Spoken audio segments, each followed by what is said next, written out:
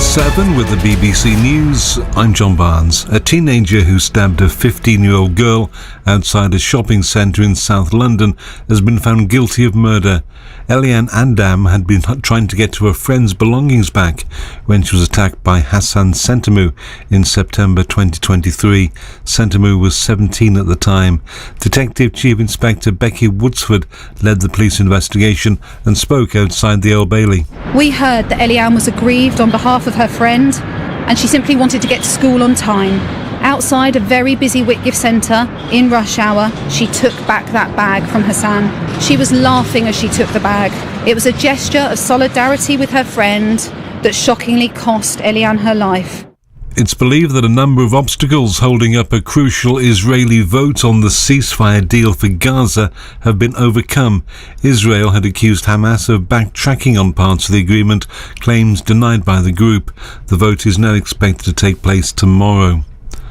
A 58-year-old man has admitted sexually assaulting a young girl on the Isle of Wight. Adrian Stone from Horsebridge Hill in Newport breached a sexual harm prevention order when he invited the girl to go fishing in September. He drove her to a secluded location near the River Medina, then assaulted her. He'll be sentenced in April. BP is cutting more than 4,700 jobs, about 5% of its global workforce.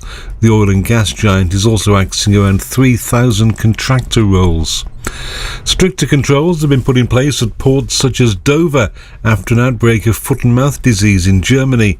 Imports of cattle, pigs and sheep and associated meat and dairy products from the country have been banned. Sojourn Joseph is the Labour MP for Ashford. Foot and mouth disease is a horrible disease. It's very worrying. We had a very bad experience in the past. So government has taken immediate and decisive action as soon as we heard about the news from Germany, banning all imports from Germany. A 10-year-old fell runner from North Yorkshire is being hailed as a star for the future after winning the Under-11 West Yorkshire Cross Country League. Callum is also North Yorkshire champion. He trains 3 times a week in all weathers on the fells near his home in the Yorkshire Dales. Here's Callum and Dad Mark. When I'm running, I just try either get to the next person, or if I'm running, just maintain the pace and keep going forward. Fell running's the main sport we go to. Most weekends, we'll be somewhere up and down the Dales or in the Lake District, doing it as a family. The American director David Lynch has died at the age of 78. He was known for his surrealistic and experimental works such as Mulholland Drive and Twin Peaks. Well, that's the latest. There's more on the BBC website. It's now 7:03. This is BBC Radio Solent Sport, the home of live sports across the south. Every Saints, Cherries and Pompey game live.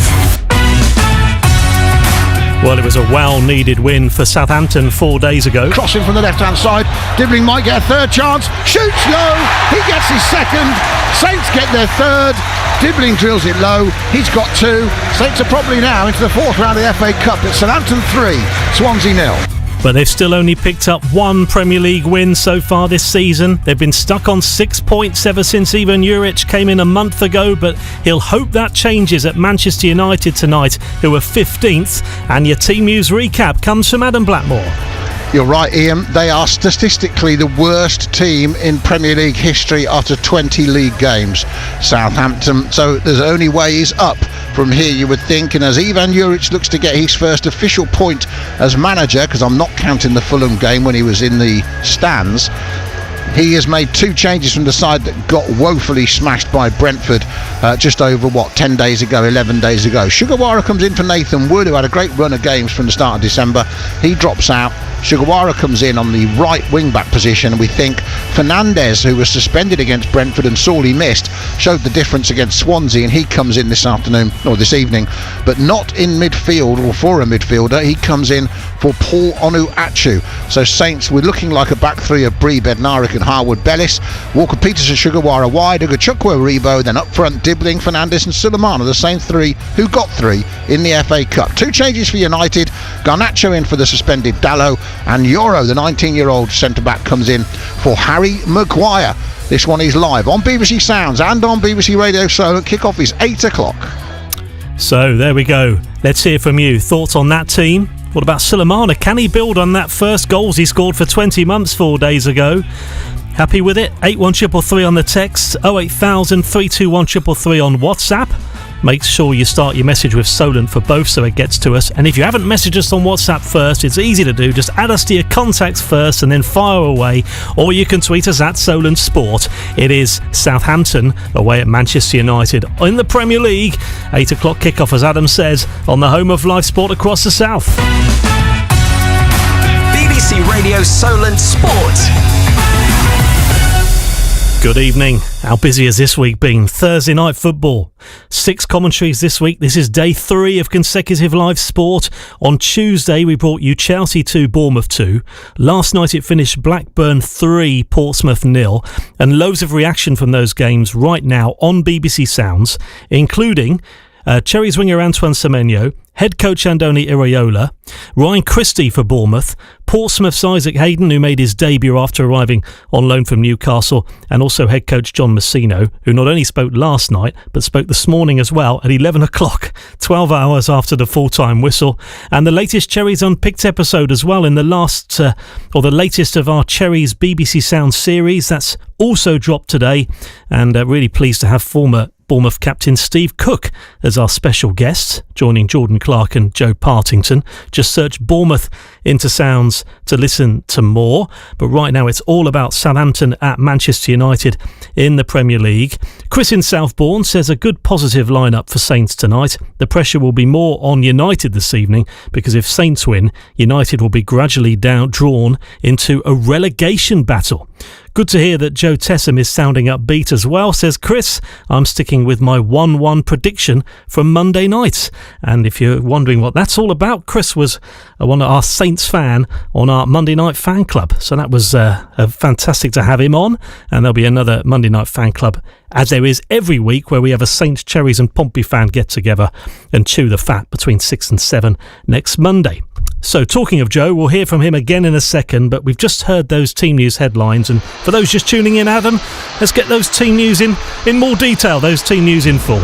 Yeah, absolutely in. No problem at all. Let's start with Manchester United, shall we? They started the midweek games at 13th, they're now 15th. It's rarely been so bad, and yet Ruben Amorim has been brought in by Jim Ratcliffe and the Ineos lot to sort things out. Of course, Jason Wilcox is here, who was at Saints. We'll talk about that aspect of Southampton not having a director of football before 8 o'clock. And of course, they've been buying players, as you'd expect Manchester United always do. So United, with 2 changes from the side that had that brilliant 2-2 draw at Liverpool in their last Premier League outing, where Martinez and Amad Diallo scored. Onana in goal. De Ligt, who scored his first and only Man United goal against Saints back in their 3-0 win at St Mary's back in September. Yoro comes in. Now, if you don't know much about Lenny Yoro, the 19-year-old, they paid Lille £52 million for him in the summer. Highly rated centre-back, and it's his 3rd Premier League start. A bit like Nathan Wood, all his appearances coming since December when he was fit. So a back 3 of De Ligt, Yoro and Martinez. Then the midfield 4, Mazraoui on one side, we think Garnacho on the other, with Ugarte and Mainu in the middle of the pitch. And then the forward 3, Diallo, Højlund and Fernandes, you'd expect to start. Amad Diallo has really come good, hasn't he, this season? He's been a real fringe player since he's moved from Atalanta in 2021, but Ruben Amorim is getting the best out of him. 3 goals and 6 assists in his last 12 Premier League appearances. The United bench, Altay Bayındır, the Turkish goalkeeper who was the hero at Arsenal in the FA Cup last weekend, of course, saving that Kai Havertz penalty. Harry Maguire, who's dropped to the bench. Joshua Zirkzee, a lot of pressure on him. Tyrell Malacia, the Dutch midfielder. Christian Eriksen, Casemiro, Anthony, then young Toby Collier, the young midfielder, and a player I haven't researched, number 87, Godwill Kokonki. So I'll let you do that, Ian, back in the studio. Saints, that's the best Christian name ever, isn't it? Godwill, fantastic. For Saints, Aaron Ramsdale in goal. Bree, Bednarik and Harwood Bellis, we think, will be the 3 centre-backs. He could, of course, play Walker-Peters as one of them, but I don't think he will. Then Sugawara and Walker-Peters wide. He thinks, he actually said yesterday, by the way, worth mentioning, that Ivan Juric said yesterday, Ian, he likes a right footer on the left sometimes because of what it creates. I think he said out wide or whatever, maybe outside him. He likes the overlap maybe, but we'll see. He said that anyway. He said he quite likes him being right-footed at left back. So Unuga Chokwu and Aribo continue in the middle of the park. Sugawara right, and then Dibbling, Fernandes and Sulemana, who started against Swansea, start against. That's 2 changes with Sugawara and Fernandes in for Wood. And Paul Onuachu, after 3 straight starts for the new manager, drops to the bench at Old Trafford. Flynn Downs is back fit enough for the bench, and Will Smallbone, having come off the bench in the FA Cup, is back in the Premier League squad for the first time since the middle of October. So good news for the Irish international there, that is for sure. Saints, like we said, winless in their last 17 Premier League away games. That's just 2 behind a club record now, Ian, which was set between March 85 and Feb 86. But how about this? Manchester United have not lost 4 in a row at home since February 1934, and in the top flight it's 1930. So imagine if Saints could win here and stick a bad record on Manchester United instead of everyone talking about theirs. What would that be? 95 years. Could give United their worst home record for 95 years. That's what we're hanging on to here. Wow, that's quite something. Godwill Kakonki. Yeah, passed a test. There you go. I'll try. Good luck with that when he comes on later. He's not coming on unless there's 7 injuries, mate. I'm telling you. I doubt he's not coming on. Especially at the age of 16. Well, the Saints boss Ivan Juric speaking yesterday about Southampton chairman Henrik Kraft now then being replaced in the role by majority shareholder Dragan Solak. But Juric wasn't too bothered. They informed me about this change, and that's it. For me, it doesn't change anything. No, I keep working, and that's it. 8 seconds, Joe, was his first answer on that. I'm sure you're going to give us more than 8 seconds on your opinion on what happened this week. I have to agree with you. It doesn't affect my job either. It could be a long night. We could be in for a very long evening. It might affect your job, Joe, if Dragan Solak bans you from the stadium. You just never know. We might get barred. Like a Fergie ban. Well, it's happened before under Nicola Cortese. Yeah, him. I think we spoke about it when Russell Martin got sacked, and a lot of fans were asking, where's the board, where's the news, why aren't they coming out and defending what they're doing or speaking out, and we spoke about it on air, Adam, a few times, that it depends on one person, and it's the person that puts the money into the club what kind of changes is going to happen. And if he's not happy, then there will be a change. And now we're kind of starting to see what he is doing, and he isn't happy because he obviously wasn't happy with Russell Martin, so that's why he's gone, and now the chairman. So it seems like there's an unhappy situation at the club, and when you are in charge of things and you're paying the bills, I think it's in any household, you make all the decision, and he's probably decided that I'm going to run this. I'm spending my money. I'm running it. Interestingly, Ian, I don't know what you've noticed from our X feed and everything,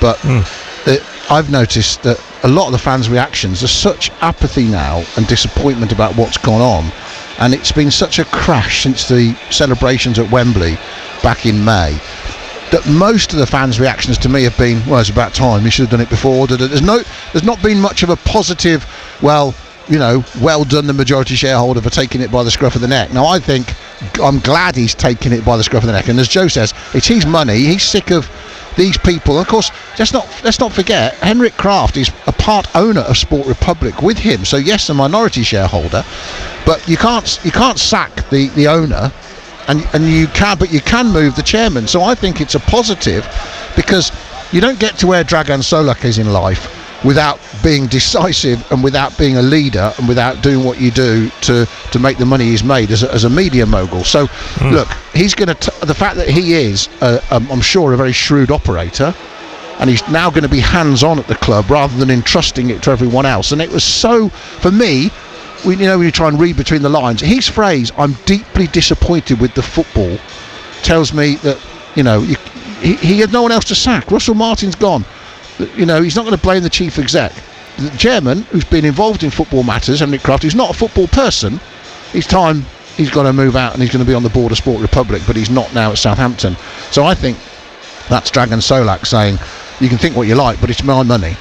And I'm going to take it, and I'm glad he's done it, Ian. I'm really glad he's done it. Yeah, and obviously he's put money into the situation. He hasn't put the money in to get 6 points. He put the money into the club to keep them in the Premier League. We all knew it was going to be a tough task, but that it's been this tough, I don't think he expected that. I think he expected a little bit more than what he has seen. And because he has put quite decent money into the club, over £200 million. So we forget that he has actually done that, but the ones that has decided and bought the players we are on, that's where the problem has now become visible for everyone, that we haven't bought the players that's needed to be a Premier League team for next year. Okay, mathematically we're still in the chance of it, and the season isn't over, but I can understand, Dragan.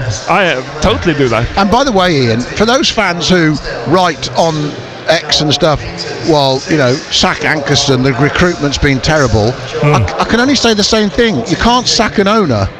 Okay, now Rasmus Ankerson is the chairman of Gostepi, one of Sport Republic's other clubs, but he's absolutely been part of the transfer committee at Southampton, dealing with recruitment. But there has to be a better solution, and there is such a gap between the manager and now Dragan Solak and the chief executive.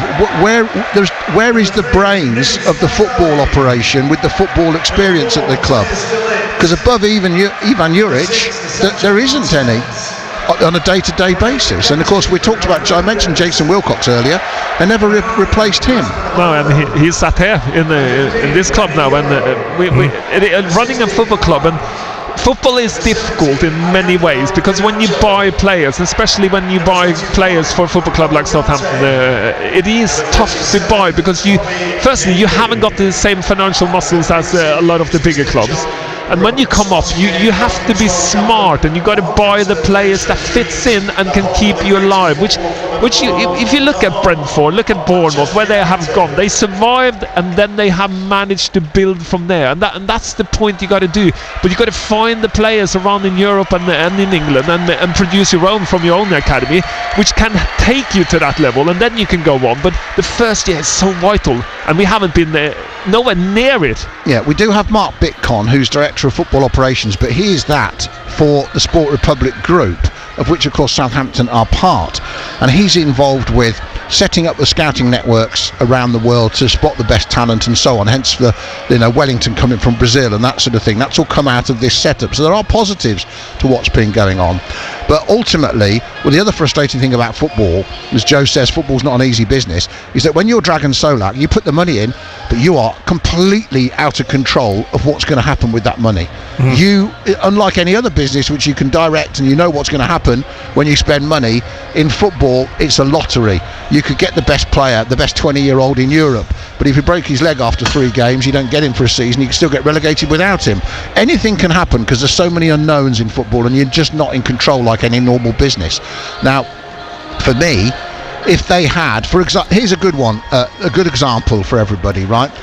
I was told, I don't know if this is true, Ian, but I also know the person who told me, wouldn't have said it just for fun, that Liam Delap, for example, who Saints chased, who ended up going to Ipswich, did speak to Saints, of course, but I was told he didn't feel the love from Saints that he felt from Ipswich. Now, you could argue that is because he didn't feel the same money that Ipswich gave him. That can be another word for love in football terms, can't it? But it might be Saints just didn't make him feel wanted. It might be the people talking to him weren't the expert football people like Jason Wilcox might have been, who would have said the things to perhaps trigger him and make him sign on the dotted line. So I think when you talk about getting football people in to do football things, the reason isn't just to recruit and find the right players, is to deal with football people in a football way that they understand, to be relatable to Liam Delap, to the agents, to the managers of players, and to young players. Because as Joe says, Southampton haven't got the pull of a big club. So how do they attract good young players? It's about what they can offer them, the game time on the pitch they can offer them, the development, the facilities, the area, everything. And if you're not made to feel really special by Southampton, you'll choose another club probably, because they've got to somehow, either the personality of the person recruiting has to be someone you want to sign for, and the manager combined, or why do you get them above other teams if you're not paying more money? It's hard to do. So I think the little things matter, like the football people in the football positions. And just to defend a lot of football players as well, not every football player thinks about money first. They do think about where can I develop, and Liam Delap, he obviously his dad played for us in for a few years when I played there, but it is, you gotta remember, when you're young, you want to develop, you want to be taken care of, you want to make sure you're welcomed, you want to make sure that you come to a club that can help you become better, because that's the idea you have. We were in the Premier League, so we kind of attracted him in that way, but then how you sell the club is so important to anyone that comes in, not just the money. And I know a lot of people say, oh, you got more money at Ipswich. I don't think it's that simple. No. I think, because is there any difference for some football players thinks about money more than anything else, but I think Liam, when he was here and when he's gone to Ipswich, I think the development of his football career has been as important as how much he earns, because I don't think it would have been much difference in terms of money for Ipswich or Southampton. I think they would be quite similar, and I think that's when you got to meet him. And how do you convince someone to come to a club like Southampton? You got to have football people who has the love for it and show you the feeling and how passionate you are about the football club you are representing. And that's not just shown in money, that's shown in how you behave and how do you sell the club, how do you want to play football, how the manager looks at it, and everything that comes on the football pitch and the training ground, because that's when you develop. Yeah, it's a really fine line, Ian, I think. So every edge you can get makes a massive difference. So I think the brain drain of not having a director of football or someone of Jason Wilcox's standing has made a difference since he left the club. And I think when Dragan Solak says he needs to increase and improve, he's going to do something about the football management side of the business, I think that's exactly what we're talking about. Whether it is also a head of recruitment that just works with Southampton, I think he's needed, not one that's spread across all three clubs. I think they need somebody on it 24/7, who's constantly looking at what they're doing, as well as a director of football. So I think there's two positions that probably need to come in to help and support any manager who's in place, So I think there's a lot of work to be done, but boy, does he need to get these appointments right now. Do they need some people to reset the club? And I know people want to criticise Rasmus Ankersen. You cannot deny that some of the signings have been excellent, like Mateus Fernandes. There have been good signings. Of course, the flops get talked about more than the good signings, and I think they got it wrong, whether it be that transfer committee of Henrik Kraft, maybe Rasmus, Phil Parsons, Russell Martin, whatever. They got it wrong thinking they could just buy mid-price young players and they could develop them quick enough to survive in the Premier League. We now know they've got that wrong. That's a fact. And just to get it wrong a second time, though, Joe, as well, the fact that they got it wrong the first time, you can say, well, you can learn from our mistakes. And as you mentioned Bournemouth earlier, they seem to learn from their mistakes the next time. But to sign players and to sign the wrong kind of players and not to bring up the quality, how sort of inexcusable is that to do that a second time when you've already gone down once and now you're in a same position but a lot worse? And that's the worrying bit, and this is where the club has kind of been with. Look at Russell Martin's playing way or tactics. It's kind of you failed and failed. You kind of have to learn from your mistakes, and we should have learned from Burnley from the year before. We need to take that. But when you go up to the Premier League, in my eyes, the level is such a high level. You need to buy experienced players. You got to have an experienced player. You got to have an experienced striker. He is the most important player for a football team when you play football. If you don't get that striker, you are kind of shooting yourself a little bit in the foot, hoping that a young, inexperienced player with no experience going to go out and dominate national players. You play against teams with national players on every position and on the bench. So you're not going to get it. The level is unbelievable. And if you don't take that serious, like we haven't, and in my eyes, the club hasn't taken that serious, they hoped that some of these youngsters would step it up and be good enough. They needed guidance from someone on the pitch who could kind of drag them in the ears when they needed to and have a go at them and be a little bit brutal with them. And the leadership is missing in my eyes on the pitch because there is no one there to kind of give it out. We saw that last week, didn't we, Adam, with Swansea in the FA Cup. The massive gulf between Saints and Swansea. You're only actually about 12 places below whatever it is in the football pyramid, and then you've got Saints on 6 points. So the massive gulf between that and where they are in the Premier League and the top half of the Premier League is huge. Yeah, I mean, and also, of course, Saints were a club with a big parachute payment having got relegated, so the gap between those clubs and the rest of the Championship, and that's as much what we're seeing here, because a lot of the players Saints have signed, frankly, you could have signed in the Championship, like Brereton Diaz and Cameron Archer and stuff. So, you know, it's a gulf that we look at Saints and how bad they've been and how bad their situation is, and then you think, how can they possibly be better still than most of the teams in the Championship, being this bad, having just been in the Championship 6 months ago, 9 months ago. So it's an absolute football quandary, isn't it? But it just seems to happen as soon as you go in the Premier League. Yeah, look, they've got players like Aaron Ramsdale, they've got Taylor Harwood-Bellis, they've got Ryan Bednarek. I would say those three are Premier League players. I'd say on a good day, Flynn Downs is a Premier League player, Kyle Walker-Peters is a Premier League player, Joe Rebo's on the cusp. So of course there's enough there to beat teams in the Championship, but the difference between where they are now and where they need to be is probably still, for me, as Jim Ratcliffe comes out below us, do a bit of his Ineos money, the gap for me, they probably need 4 or 5 players, Southampton, 4 or 5 players of Premier League experience to make them a survivable team in the Premier League to the squad they are now, and one of them would have to be a goal scorer.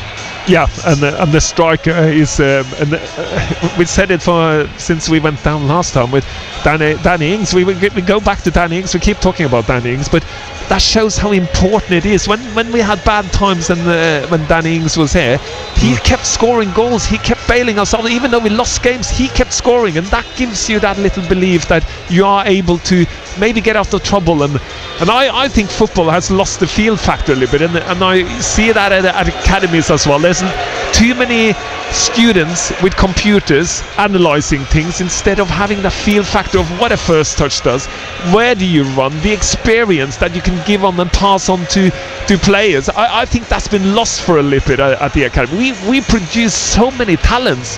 Now we got Tyler Dibbling and Nathan Wood coming up, but we haven't had that for a year either, and that's the small kind of club where we were good at as Southampton Football Club, getting all these youngsters coming out and becoming superstars.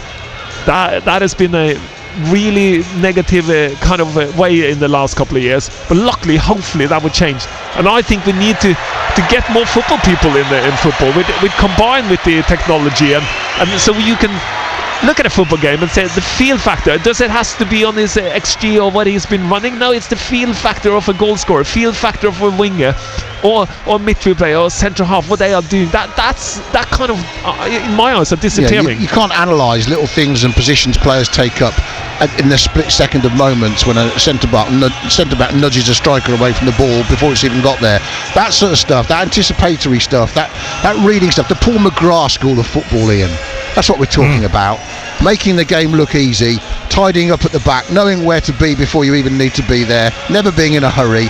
That stuff's not analytics, that is just talent and football brain. And I think that's the stuff, when Joe says that's what's missing, that's what this team are missing, because there isn't enough nous in this team, there isn't enough wisdom on the pitch in this side to get them through difficult moments, and that needs to change with a backbone that needs to improve heavily. Well, as we were saying, Ivan Juric may not have had much to say about that chairman change at Saints, but he has recently sat down to tell Dragan Solak and the Saints board what he thinks about the squad and how it needs to change and improve going forward. And we asked him how well received his thoughts were. I think it's fundamental. No, I have my idea. I think that after 3 weeks, 1 month, I know what we need. I tell them what I need, what I think it's we have to do, and it's not easy now, but I think the whole club is with that idea now to create something. And the new Saints boss also didn't rule out bringing a player into the squad this month to help Saints get better. I think after 3 weeks or 1 month, I have a pretty clear idea what kind of the player we need, and if somebody came in this moment, it would be great for create something important. We'll get a team news recap in a second from Adam, but let's just come back to Adam and Joe with half an hour to kick off at Old Trafford. Southampton and Manchester United on smart speaker sounds and all Solent frequencies. What about talking of players coming in and coming back? Shea Charles recall, Joe. An interesting fans forum last night, it's fair to say. Sheffield Wednesday, Chanziri dropping the bombshell at the very end of a 5-hour fans forum just before midnight. Someone asked him if Charles is going back to Southampton, and he said, let me just check my phone. He checked it at 5 to 12 and then came back and said, I've just seen he's gone back. So that was quite an entertaining press conference. But what's your thoughts on that? I mean, is he even going to play for Southampton, do you think? Well, he did the right thing in my eyes from where he was when we used him last season, and you could see he's a talented young player, as many of the ones we got. And again, he's on the journey of going towards becoming a Premier League player. So in one way, in my eyes, the club has done the right thing. Shay Charles has done the right thing. He's gone and done very well this season in the Championship, and then he kind of has to develop. It takes time to become a Premier League player, and you need that help from, like we just talked about, experienced players around you who can drag you up a little bit. He needs to learn from someone, and sometimes learning from another youngster isn't the right way, because then you have no one helping you. And I think that journey has begun for him, and in my eyes, that is a sign of a player who wants to be a Premier League player and be a good player in the future, because that's what he's done. He's gone to play regularly in the Championship and done well in the Championship, and now it's been recalled, and let's see, is that the right time or is it the wrong time, or is it just a cover, or is that a sign of some players leaving the club? Or I don't know how we look at it, and I don't know how the club sees it. In my eyes, it probably would have been better to let him finish and complete the season where he was, because I think that would have done him personally better. But I don't think he's going to sit down and say, no, I'm not coming back, because he is technically Southampton player. Well, and also, Ian, they could lend him out to someone else and get a new loan fee for him rather than just leave him there. Yeah, that's another option, isn't it? Just under half an hour to kick off here, though. We'll talk more in depth about that and lots of other topics between now and kick off at 8 o'clock. It's time now, though, for your team news recap. The only place to hear every Saints, Cherries and Pompey game live. BBC Radio Solent.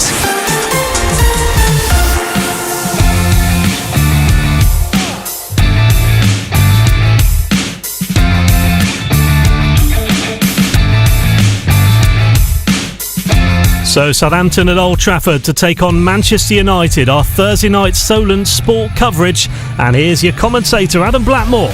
Ian, thank you. 2 changes for Saints from the side that got thrashed by Brentford and St Mary's 11 days ago. Sugawara in for Wood, Fernandez back from suspension, in for Onuachu, and the front 3 that played against Swansea in the FA Cup and scored 3 goals between them are starting tonight. Dibbling, Fernandez and Suleimani. It looks like Bree is going back into a back 3. Manchester United also play with 3 at the back under Ruben Amorim. Garnacho comes in for the suspended Diogo Dalot, and Yoro comes in for Maguire at the back. This one is live on BBC Sounds, on BBC Radio Solent across the south on all frequencies, and it's kick-off at 8 o'clock with myself and Joe Tessam.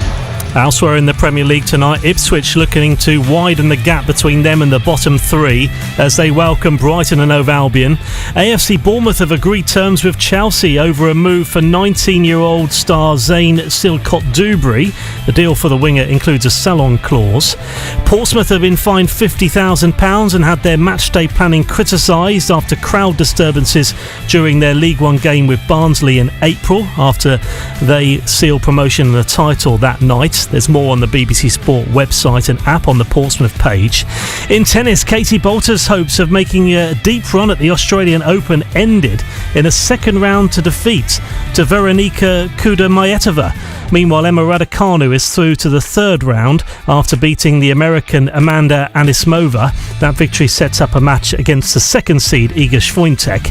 And at the Masters Snooker in London, Sean Murphy is through to the semi-finals after a 6-2 win against Neil Robertson. Mark Allen and Mark Selby in their quarter-finals got underway about half an hour ago. And coming up, we'll talk about a few individuals. We'll run the rule over Kamaldeen Sulemana, Mateus Fernandez, Tyler Dibbling. Even Juric has been talking about them all this week. We'll discuss that with our commentary team and take a trip down memory lane and look back at the last time Saints won at Manchester United, which is nearly a decade ago. 25 minutes to kick off on the home of live sport across the south. BBC Radio Solent, the home of live sport across the south. BBC BBC Radio Solent. Did you know you can listen to BBC Radio Solent on your smart speaker? Play BBC Radio Solent. You can get Lou Hannon on that box in the corner as you work from home through the day. News quiz for a Wednesday then. Lucy Ambash will keep you entertained through your afternoon and when you get home at the end of the day. And it's time for my big guest this afternoon. You can even set your smart speaker to wake you up with BBC Radio Solent every morning. Plus the news stories that are coming your way. And there's Solent Sport every night from 6. Bournemouth have beaten Manchester City. Listen on your smart speaker anytime. Just ask it to play BBC Radio Solent. Ian Wilding.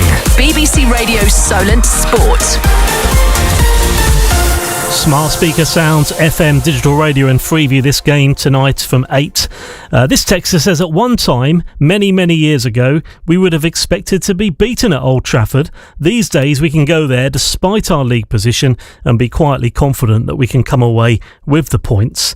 Patrick in Dorchester says, please reassure me this new manager is just temporary and the club are preparing someone who will have everyone's respect and will really take the club forward. You can tell already his backup staff do not have that necessary respect. And did you notice on Sunday that none of his staff celebrated with him when we scored or at the final whistle? In fact, the person sat next to him in a black and white woolly hat looked completely disinterested throughout. I predict in a year's time that Adam will be interviewing a different person sitting in the managerial hot seat, says Patrick in Dorchester. Watch this space with that one. If you want to text 81333, WhatsApp 08000 321 333, Solent your first word for both, tweet us at Solent Sport. And Ken in Asher says, good evening Ian, Adam and Joe. Again, labelled them as the two Ronnies. I agree with Joe that an experienced player should start is Adam Lallana. Let's get Danny Ings back from West Ham. I'm sure he would jump at the chance of starting matches rather than on the bench and bring back James Ward-Prowse for his goals from free kicks, etc. From Ken in Ashurst. Let's bring back our commentary team. They've called you the two Ronnies again. You're yes, that's going to roll off the tongue, that one. I think that might stick now, Joe. Yeah, unfortunately. But that's fine. I can be a Ronnie. It's all right. I've been called a lot worse than that. Yeah, that's true. Well, we've got one or two people get messaging already about Ivan Juric. Is he going to be there in a year's time? We've had Patrick saying, please tell me it's temporary. But that was something that you discussed, wasn't it, on Going Home with Adam and Joe after the Swansea game. And, these tough run of fixtures he's already got coming up with Man United, Forest and a couple after that. Yeah, it is. He's been put in a very difficult position. Firstly, whoever stepped into that role after Russell Martin and where the club is in for a very tough ride, and we kind of knew that. But in one way, I don't think, if I'm him, and I'm not him, but if I'm him, he shouldn't worry too much about that, because the problem is here before he turned up. He's just taken it on. He's been brave and taken the problem on. And I think he's a decent manager. I think he's a decent person. He's played a top-level football. He's managed for many years. He's put the team into a system. Yes, he hasn't taken any points, if you counted Fulham one, when he was sitting by us at the press end. But he has organised the team, and we look more like a football team, except for the Brentford game where we got absolutely smashed. But it's a tough one. It's difficult, but all he needs to do is get more than 6 points in a very quick succession. But at the moment, his problem, as Russell Martin's problem is, or whoever would get into that chair now when we are the Premier League, is the players. We haven't got good enough players, and it's very obvious that that's the big problem. And that's, like we said many times before, the worst problem you can have in the Premier League. You've got to have players who are good enough to compete, and I think that's the main problem. Well, one of Saints' biggest problems as well has been their inability to hurt other teams and score goals. But remarkably, they've only scored 12 in 20 Premier League games. Ivan Juric has been trying to fix that by playing different combinations up front. He's brought in Sulemana and Onuachu from the fringes. He's played Dibbling up front. He's playing him tonight. He's tried Mateus Fernandes in the front three. He's given chances to Adam Armstrong and Cameron Archer. And in the FA Cup on Sunday, he also went with that front three of Fernandes, Sulemana and Dibbling. So what does he like Dibbling? What does he like about him as a striker? This moment now, I think he's better when he play more forward, because he don't have to do too much defensive work, and he's ready to score, to go 1 against 1, and for now it's okay for him. Joe, let's just hope that, he can go from strength to strength, because that's just dreadful, isn't it? 12 goals in 20 games. Yeah, he has to find, since we haven't bought a striker in this window, and I don't know if we are, but if in the situation you are now, he's trying to find a solution that gives you goals. And Tyler Dibling got 2 against Swansea. Sulemana got 1, so he's kind of looking towards that, and he's right though. You can't let Tyler Dibling do too many things. You got to find a role for a young player who's very talented. Play on his strong sides. What is his strong side? Where can you kind of save him from all the other jobs that he isn't as good at, which he has to learn, but you can try and make the team better by using the strong sides of Tyler Dibling, which is he is quick, he's got a good left foot, he's strong, he can turn and run at people, and now he showed that he can also score goals, but you got to be put in the right position to do that, and sometimes when you play in midfield like he has done, you have to do all the defensive work, and then you have to run up and down, and that is hard, and it's hard to, when you get to your chance in front of goal, you have done so much work before that when you need a little bit of kind of firepower and concentration and instincts to kick in, you might just be a little bit too slow because you're tired, and that's what good goal scorers kind of live on that. They live on the moment to find the right positions, but you got to allow them to do that, and maybe that's what he's trying to do with Tyler Dibling, to find that instinct that he can score goals. Because it's quite clear that he recognises that enormous potential that Dibling has. I think it's a factor of he's got so much potential that he really wants to get the best out of him. Oh, look at him, he's 18 and he doesn't look out of place at all. He's physical from last year, he's suddenly turned into a man, and we forget that he's only 18, and being 18 playing in the Premier League, that's quite rare in today's Premier League, and I'm really impressed with him and how he's taken on the season, and can he go on, can he keep his concentration, can he be hungry enough though, and I think he is, so it's really nice to see his development. And that game against Swansea on Sunday, that was the first time Sulemana started 2 games in a row for Saints since November 2023. Made that 3 tonight, but what has the new Saints manager seen in him, and how does he view Sulemana's progress of late? At Rennes in France, he was really good, and sometimes it's like this, the things that doesn't go well, and you have some problems or everything, but I think he's good. He's fast. He's a technique. He can do it well, and his attitude in these 3 weeks was excellent. And other day he did really good game to score and assist and do other things like pressing, running, everything maybe that he missed before. So just under 20 minutes to kick off on Solent Sports. Saints at Manchester United. It sounds like the atmosphere is building. Joe Tessam there in the press box. But Joe, let's just hope that goal gets him going. He scored those 2 against Liverpool. He hasn't scored since, up until the FA Cup. But he has proved at previous clubs. He started in Denmark. He was only 18 when he was scoring a goal every 3. So there's obviously something there. Yeah, I said this before, and I think with his qualities, his potential to be a superstar. But it's like with football, you have, and I've seen them many times myself when you play football. You see people who come in with extremely good qualities, but mentally they don't seem to be able to handle those qualities that they possesses, and that's just how we are as humans. We don't find our qualities, and sometimes what we have in our heads in compared to the physical attributes doesn't actually match each other, and sometimes that's how I look at Sulemana, that his head isn't with the fantastic physique he's got, and obviously he's been injured and hasn't played much, and play time for a football player is so important, and he's missed up big time for a very, very long time for different reasons, injuries, not playing much for Russell Martin, and that is a problem. You've got to build, especially when you play on top level. If you're going to get anything out of a football player, they got to be playing week out and week in, and that's one of the things I think maybe have fallen apart for Sulemana, and that's, in my eyes, affected him the mental side of football. And that's got to affect your confidence, hasn't it? I think he came off, was it first 20 minutes against Spurs, Russell Martin's last game in charge. And then there was a couple of games last season, I think it was Huddersfield away, when he was taken off, and there was one or two things said about him post-match as well, about how he didn't do what he wanted him to do. So how much does that affect a player mentally, Joe? Of course, having the manager's kind of positivity is important. If your manager is kind of bringing you down or criticising you all the time, you're not going to have a good ride. No one has a good ride with criticism.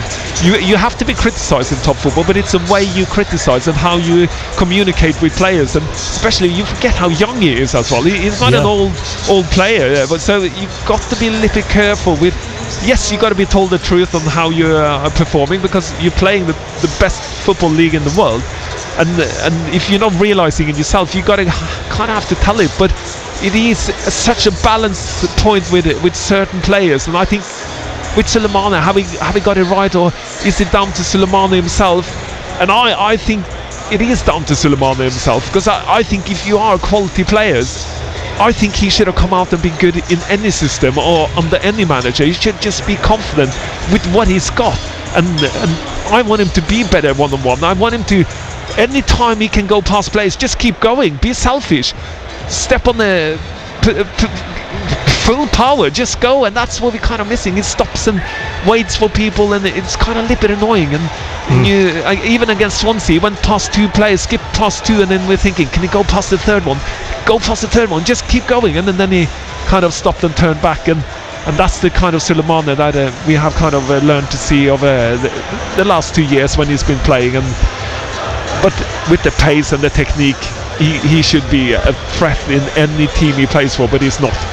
But as you say, you do forget how young he is. He's the same age as Nathan Wood and Taylor Harwood-Bellis. He's 1 year older than Ronnie Edwards, but you don't necessarily see him as that, do you? It's one of those players you think maybe slightly older than he is at 22. Yeah, well, he kind of looks a little bit older because his physique is quite strong in terms of muscle mass and things like that. But he is a young player, and just remember, he hasn't played many games in the Premier League, so he's also learning his trade. Should we be a little bit more patient with him? Yeah, I truly think so. Now it seems like he's got a manager in Ivan Juric that is actually quite happy with having him, and that's fine. Ian, I'll smile with you, because I was trying to get Joe to point at which player you were talking about as I jumped back on with my headphones, and he thought I wanted his team sheet, so he started passing it to me across the commentary. Were you playing charades? Yeah, basically I was trying to, but for once we weren't on the same wavelength. It doesn't happen very often. Miscommunication. Well, we'll move on to a new player, so we'll start afresh now. We'll move on to Mateus Fernandes coming up against his former manager tonight, Ruben Amorim, who sent him out on loan from Sporting Lisbon last year, and is Ivan Juric's view on the rising 20-year-old star. The other day we had like 3 strikers with Matias, Sulemana and Dibbling. They're really young and they did really well. I think Matias has everything to become very good player now, because he can run, he's technical, he's strong, he can play more position on the pitch, and I really like him. There we go. Let's bring back Adam and Joe now. Adam is back into the press box with us. Adam returns. I've been tarting around on national radio. Apologies. You've been moving around. You have been. But good to have you back with us now for the last 10 minutes before the game, the pre-match. But what do you make of his performances this season? Do you think he's exceeded expectations? Because there wasn't a lot known about him when he did arrive, Adam. I think he has absolutely exceeded our expectations. He's 20 years old. You remember he spent last year on loan at Estoril, so Ruben Amorim didn't want him in the squad or didn't need him at Sporting Lisbon as they won the Portuguese league. And he's had a great season at Estoril. I remember we spoke to his Estoril coach live on Solent Sport when he signed, and he said how good a player he is, and we've seen that.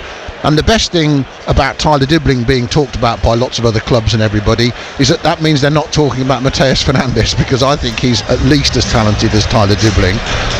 I think he's a brilliant midfielder, and I think Saints will, if they could keep Dibbling and Fernandes if they get relegated, great. But they also probably the two most saleable assets they have to get money back, and that's going to be a quandary. And that's why, another reason, by the way, why Dragon Solent needs somebody good running the football operation. So look, Fernandes for me is, when he wasn't playing against Brentford, Saints didn't have anything coming through midfield, carrying the ball, making an impact, going through the heart of the pitch. Even against United tonight, it's going to be hard. He's got Kobe Mainoo and Manuel Ugarte to get through. But I think Fernandes has got everything. He's hungry. He carries the ball well. He can score goals. He can tackle. He gets back. He's very competitive. I think he's a brilliant footballer, and I think he'll go on to have a wonderful career. Yeah, do you agree with that, Joe? He's got as much potential there as dribbling, as Adam says. I think his one problem Fernandes has is his goal scoring attributes. I think he can be better there. I think that's one very big learning point, to taking those situations in the front of goal and taking care of those. I think that's his kind of strongest learning point for being an offensive midfield player, like I see him in the way. I know we call him a striker, but what he's good at is that he when he gets the ball, he moves it quickly. He moves it on his first or second touch. And the way he moves it is like a top player. He does. He will quickly move it, even though it's under pressure. He will move the ball in the right direction, but then let the ball go. So he has one touch, move the ball, one touch, move the ball, and then moves himself. And what he's good at, and we saw a good example against Swansea, I think it was, when he gets the ball, he doesn't slow down. He gets quicker with the ball, and he ties up players. He uses the ball and the situation on the pitch to tie up players, to then let the ball go out to an overlap. And he's created that space by moving the ball in the right position and tying up the defenders towards him. So he sucks in players. He does it with the kind of quality, good touches, and with a kind of high pace on the ball. And that's what he's good at. And the work rate he's got is absolutely fantastic. And Adam, just under 10 minutes to kick off there. How's the atmosphere building? I can hear Casey and the Sunshine Band full whack behind you. You can't knock a bit of that, can you? You can't. You can't knock a bit of give it up. Not on a football ground, absolutely. Well, I've noticed now that there is the away end has turned into a standing area, which wasn't, I don't think, 2 years ago when we were here. So safe standing for the away fans there. It's not all round that east stand, but it's certainly there. It's not in front of us either. So nice for those away fans. There to our right, about 50 yards, and fair play to them. When you got 6 points after 20 games, you could easily keep your money in your wallet, couldn't you, and not bother travelling up on a Thursday night to watch a team play who might get thrashed. So I know, credit to the fans, they've been brilliant this season under very trying circumstances. It is a good atmosphere. The Premier League foliage is just coming out onto the pitch, all the branding, the sprinklers are still going strong here. The weather, Ian, for what it's worth, has been clear sky all afternoon. It's crisp and cold. It's actually a really nice winter's night, and like I said to you earlier, there's been fans milling around, and this place has been buzzing around since about 3 or 4 o'clock this afternoon. It's unbelievable how they just pour in from everywhere so early, but they're in, and the boardroom people away to our left are starting to take their seats. I'll see who we've got. Luckily for me, the boards and the chairman of clubs and everything, and the key people tend to sit just the other side of the seats where we are, so sometimes we're within about 10 yards of them, so it's good to see who's made the journey up tonight, that's for sure. And we'll look back in a minute and hear your commentary of that last time Saints won at Manchester United, Adam. Charlie Austin on his debut, 2016. It was the Dutchman meeting Koeman against Van Gaal, Adam. But your memories of that day? Yeah, I mean, Van Gaal and Koeman, it was how we were teeing it up. The two Dutch managers who I think had fallen out when Koeman played for him at Barcelona, if memory serves me right. So it was that period, and of course Van Gaal came in to steady the ship after David Moyes. He was a very strongly spoken man. Koeman didn't take any rubbish off anyone, that's for sure. He was always his own man. So to beat Manchester United here 2 years in a row was unbelievable. And that season, that second season when they finished 6th under Koeman, I said to Joe earlier, what a golden era that was, when they were winning away from home and doing things, and I think they won like 6 of the last 8 games or something to end up being in the top 6. But the win up here, and I think Charlie Austin had just signed and he just nodded it in from close range late on. I mean, come in on the 87th minute, I think, onto the pitch. It was absolutely perfect, and Koeman had a smile like a Cheshire cat, as they say, the grin on his face. Well, you've teed it up beautifully, and let's take a look back now and take that trip down memory lane. We'll cross over to your commentary team in a couple of minutes' time for Southampton at Manchester United in the Premier League, which kicks off at 8. But as Adam's saying, Charlie Austin scoring 7 minutes into his debut. It was certainly a lacklustre Man United who were booed off at Old Trafford. Let's take a look back now to the 23rd of January 2016.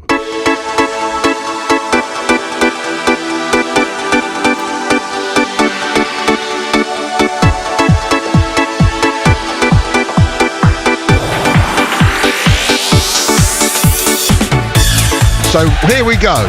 Kick-off from Southampton, who won here last year by 1-0. The ball back with Ryan Bertrand, who immediately launches it long. No place in the starting team for Charlie Austin.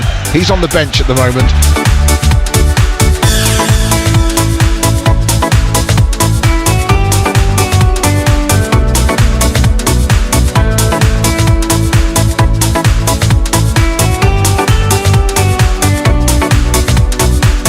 Here it comes. Ward-Prowse whips it to the heart of the box. Free header! And Southampton have the lead late! And on his debut, off the bench, Charlie Austin scores for Southampton and celebrates with his teammates and the Saints fans travelling away to my right at Old Trafford. A free header for Charlie Austin, 12 yards out. How's that for £4 million? Manchester United 0, Southampton 1.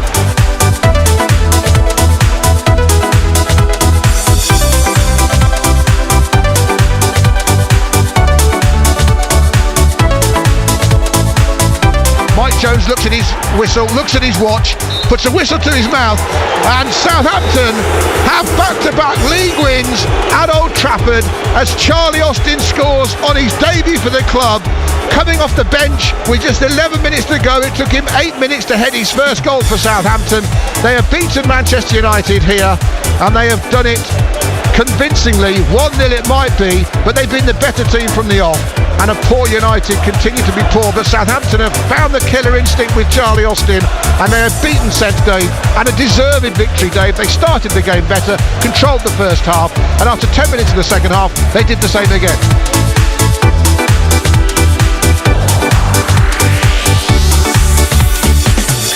Great to look back for a win at Southampton at Manchester United 9 years ago.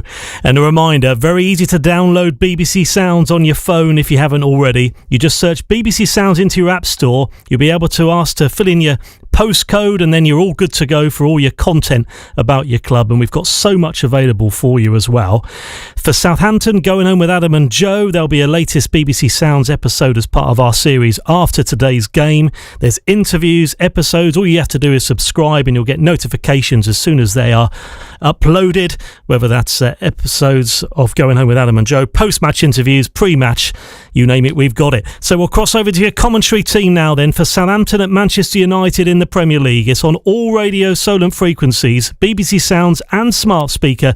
Your summarisers, Joe Tesson. Your commentator, Adam Blackmore. Thank you, Ian. It's quite loud here, everybody. Good evening. Welcome to Old Trafford, live on Solent Sport and on BBC Sounds, as we sit here looking down at the players lined up on either side of the halfway line. Alongside the officials this evening, John Brooks, the referee, and assistant Simon Bennett and Daniel Robatham. And the Manchester United players shaking the hands of the Saints players in their yellow kit with the blue shorts and the yellow socks. The Saints fans away to our right have suddenly filled up their seats as they've all come up from the concourse beneath. The same are right round Old Trafford from the Stratford end to my left, on a dark lit sky with the bright lights across the top of the stands and the Sir Alex Ferguson stand opposite. And United, when it's like this, full Old Trafford at night is a great football ground if you don't look for the cracks and the creaks underneath, that's for sure. Saints manager Ivan Juric, 2 changes from the side that got thrashed by Brentford in that terrible last Premier League game at home at the start of this month. Sugawara comes back into the team. He comes in for Nathan Wood, who's had a good run, has had 6 Premier League starts since the start of December, but he drops out Sugawara gets his second start under Ivan Juric, having started the West Ham game on Boxing Day. He comes in, Bree keeps his place, Bednarek and Harwood-Bellis, the former Manchester City player, of course, back in Manchester to play at Old Trafford. Aaron Ramsdale is in goal for Saints. His only clean sheet against Manchester United in his first ever game against them for Bournemouth in a Cherries 1-0 win. The midfield inside Sugawara and Walker-Peters, Ugachukwu and Aribo keep their places, with Flynn Downs on the bench having come back from that dead leg. And the front three we've been talking about that started against Swansea start again tonight: Dibling, Fernandes and Sulemana. The Saints bench: McCarthy, Manning, Downs, Smallbone, Armstrong, Lallana, Wood, Archer and Onu Achu. Manchester United manager Ruben Amorim is trying to avoid a bad history for United. They've lost their last 3 home games to Newcastle, Bournemouth and Forest. They've not lost 4 in a row in the top flight since 1930. That's 95 years. That's what's on the line for them tonight. He's only got 8 points from his 9 Premier League games, but he's certainly a man who has faith in his own ability, that is for sure. He makes 2 changes in the team that got that terrific 2-2 draw at Liverpool. Garnacho in for the suspended Dallo, who got sent off against Arsenal in the Cup penalty win on Sunday, and in comes teenager Yoro, who comes in, Lenny Yoro, for Harry Maguire. Anana in goal, De Ligt, Yoro and Martinez the back 3, Mazrui, Ugarte, Mainu and Garnacho, and then Diallo, Højlund and Fernandes seem to be continuing as the front 3. Joe will check all the formations and positions out. We are live and underway at Old Trafford on BBC Radio Solent on a Thursday night in the Premier League, as Andre Onana clears the ball forward from near the centre circle. United playing from left to right as we look down towards the east stand, so they'll play towards the Stretford end in the second half, which is what they want to do. And Saints already trying to move up the pitch. Bednarek marshalling that defence in between Harwood-Bellis and Bree, and it is Sugawara and Walker-Peters out wide. And now Sulemana tries to close the ball down against Lenny Yoro. Let's see what this 19-year-old's about. He's not made that many appearances, came to United injured, but when you pay 50-odd million for a teenager, you know he's going to be, or should be, quite a good player.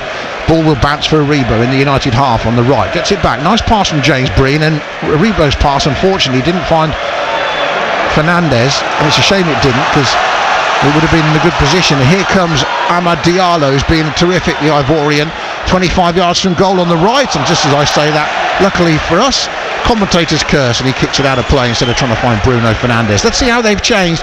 I think Diallo has taken the wing-back role. Mazroui's gone to the left. Diallo's taken the place of Dallo, isn't he?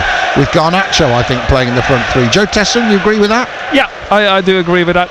Very simple. I can't put it any other way. And we're playing like Walker-Peters on the left and Sugawara, as we thought, on the as right wing back, and the rest of it is similar. Yeah, James Bree in his normal position, and Harwood-Bellis to the left in the 3 in the back. Yeah, Sulemana playing with Dibling, and Fernandes trying to come through as from deep in midfield as almost a false 9, Joe.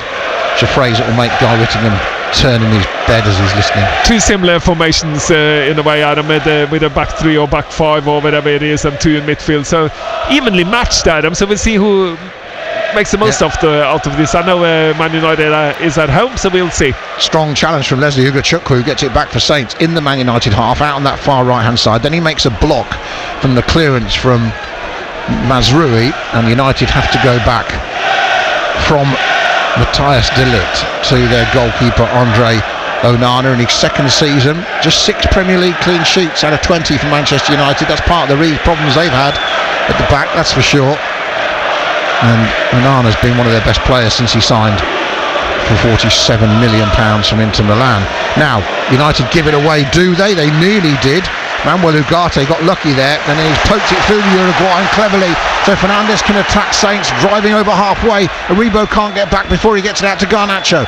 Garnacho, who scored at St Mary's, drives to the byline, in the box, pressure from James Bree, and Bree did well, but he's had to concede a corner. Saints on the back foot here, United corner, 3 minutes gone, 0-0. Yeah, we didn't react to a bad pass from Man United on their own side, and then midfield player, I'm not sure who it was, but Ugarte. But Fernandes kind of reacted a little bit late, but when he reacted and got into the challenge, Ugachukwu didn't react and helped him. He's kind of stood back and waited. You've got to get in and stop them from playing that forward pass. Corner on the far side as we look away to my right. It's going to be whipped in right-footed, curling into under the crossbar of Ramsdale, and it does, and Ramsdale punches. I think he could have caught that. There was no challenge on him, hardly, but he punched it, so United can come again. Again, Garnacho driving down the left wing. Did well, got one cross in. Saints still can't clear it. The ball ricocheting, and then Dibbling brings it away. Shows too much of it to the defender, and in the end, he's caught. And Fernandes won it back off him, and now he gets it back in the middle of the park. He's now 30 years old, Bruno Fernandes. United's talisman, of course, has been for a while. 3 goals against Southampton. You don't want me to remind you of. What you would like me to remind you of is that Fernandes has been sent off 3 times this season. So it's quite some record, as we're only in January. Here's Bednarek, not only been sent off against Manchester United, scored a goal and scored an own goal against them. That long ball forward from the back for Saints from Harwood Bellis, looking for Sulemana to tuck in behind Lenny Yoro, but Yoro read it well. And, good defending there, Adam, and a good ball from Howard Bellis and good run from Sulemana, and we want to see more from that from Sulemana, threaten the back behind in the back 3 there. It was good football all round, wasn't it? The idea was right from Howard Bellis, the execution not bad, but Yoro did well to keep Sulemana away from the ball. Maybe that's why he's in for a bit more speed than Maguire against that Saints front 3 that are suspected to start. As De Ligt goes square across the edge of his penalty area to Lisandro Martinez. Out on the left is Nusir Mazraoui. Mazraoui, the summer signing from Bayern Munich, plays it in. There's a foul. The referee gives a free kick to United. Yeah, James Bree took Garnacho out of the game there, and it's not a yellow card. He just took him out in a little 1-2 situation. And it's just being tight, but it's the right thing to do, and the referee gave correctly a free kick. I think when the season started, we all thought this would be Garnacho's sort of breakthrough year, having impressed in the past, and the 20-year-old Argentinian, still only 20 of course, he's been involved in nearly every game, but he's only started half of them for United. As Sulemana gets round the back of the United defence, and he's brilliantly tackled by the man who's replaced Garnacho a lot, Ahmad Diallo, who did fantastically well there. Then he plays it infield. That's a dodgy pass. Leslie Ugachukwu chested it down. He's going to get it back off Aribo. Not much room to work in, but he did well, and then unfortunately Walker-Peters just couldn't control it. Yeah, and it runs off. Man United is playing passes up in the air and across the pitch in front of the back 3, and we are kind of almost getting, but you've got to read the situation and make them into something for yourself. We kind of haven't done that yet, Adam, but there are some opportunities here. Yeah, there are. I think Saints have started well. Throw into United, ball out from the tackle from Walker-Peters. Ahmad Diallo will take it, and he's been in terrific form, as we said, and he's just to on my left on this near side, the United right, and I've shown it before on my Twitter feed, the incredibly steep runoff off the pitch here at Old Trafford, and you can't really go too far back to take a throw if you wanted to take a long one, because you just fall down the hill. But we've got the throw in United, and Mazraoui plays it back to Martinez. Early ball up to Garnacho isn't bad, and then he's dispossessed, and again James Bree doing a good job going with Garnacho man for man there, just dropping in deep with him, which is something I think Juric quite favours, men just going man for man sometimes. Yeah, he comes from Italian football. It's man against man, isn't it? But if one of those 3 drops forward and follows someone in, Joe, there's a gap there someone needs to fill behind them. Yeah, that's the problem. Yeah. As Walker-Peters wins it back, referee eventually gives Højlund the free kick. Bednarek says, "What's wrong with you?" I did nothing wrong. Juric says he did nothing wrong. Too late, the referee has blown John Brooks, not one of my favourites, and it's a free kick to United down below us. So there's Ivan Juric down about 30 yards in front of me and Joe in his short coat, tracksuit bottoms and trainers, and Ruben Amorim with the longer sort of puffer jacket with the hood. I don't think it was a free kick either. I agree. When it was a man's game, it wouldn't be a free kick. No. Ball back from Sugawara to Ramsdale. Ramsdale clears in his bright orange gear away to my right, hammers it up into the United half. Martinez heads it back to halfway. Ugachukwu loses out in the air, but the ball bounces for Aribo, who helps it onto this near side across the centre circle and to Walker-Peters. Walker-Peters into Sulemana on halfway. He goes first time back to Harwood Bellis. Then Sulemana gets it back, does well to run it across his chest. Defender doesn't want to go with him. The referee could be give Saints something as Ugarte catches Sulemana.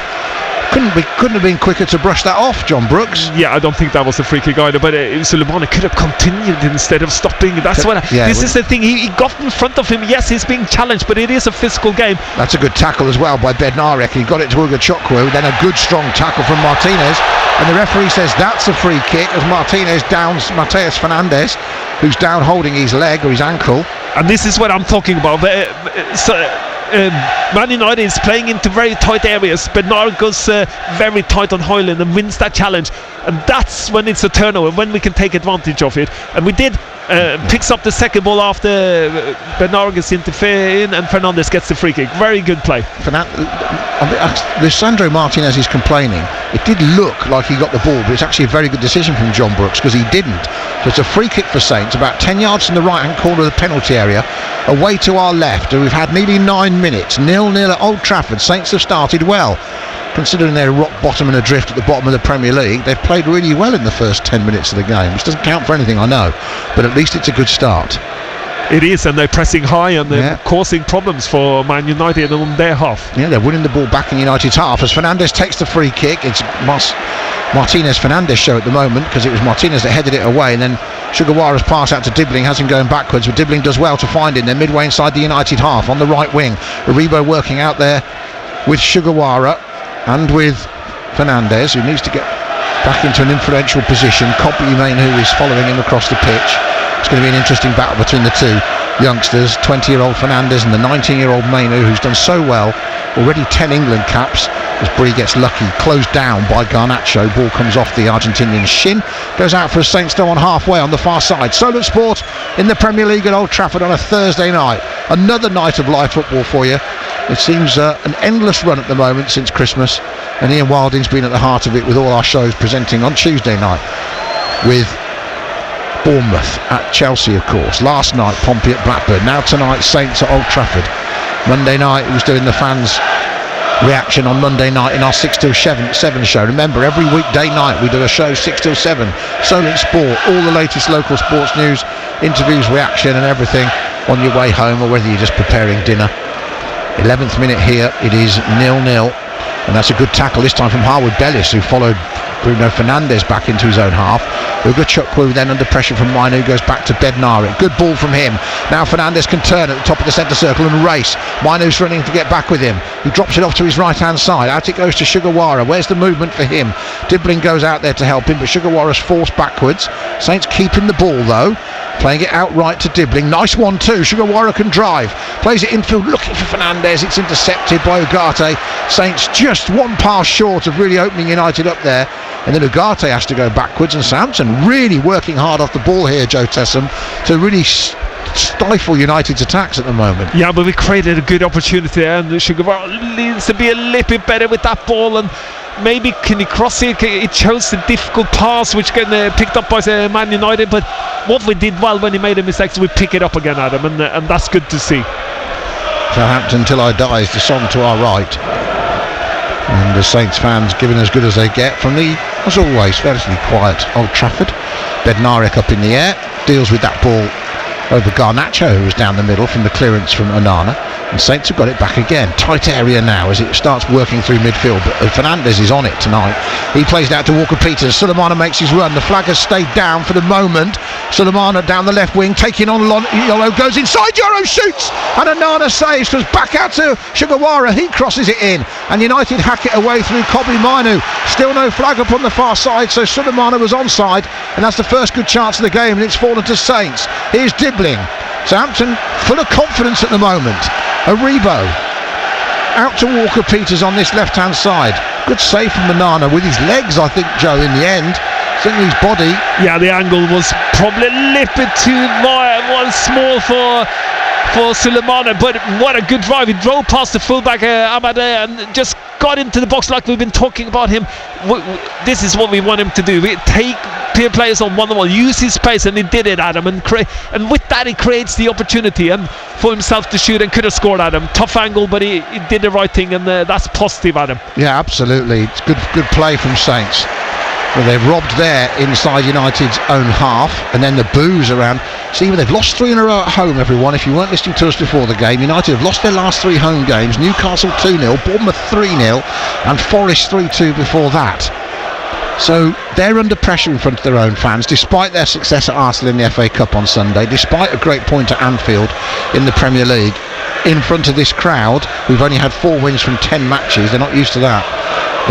They're under pressure, and Saints have done their best here to just unsettle United absolutely in the first 13 minutes. They have, and I hope now Sulemana have seen that either it's Ahmed on the side or Euro. He can take them on now. Now that was his kind of, in my eyes, that was his clue now. I can go past you, and that's what I'm hoping now. He gets hungrier now and thinks I can take you on every time. That's what you want. That's what I want. That's what we want to see, is him attacking the defenders, using his pace to force them to make decisions. And he's just come in field there and played it across the pitch nicely to Sugawara, almost with an ambling strut to himself. Sulemana, I think you're right. That confidence is there. Get the ball down the channels, let him use his pace. Harwood Bellis goes into him, he tries to flick it around the corner against Yoro. It's the right thing to do.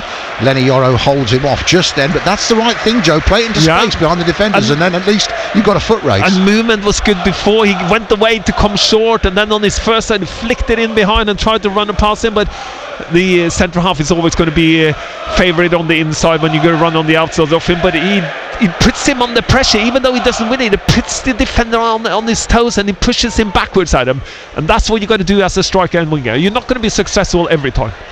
Bednarek heads it back into the United half, flicked on by Aribo, who gets it with Chukwu, who plays a nice clever ball into Fernandes squares it to Sulemana midway inside the United half. Plenty of red shirts back as he pushes it out to Walker-Peters now, one-on-one with Amad Diallo.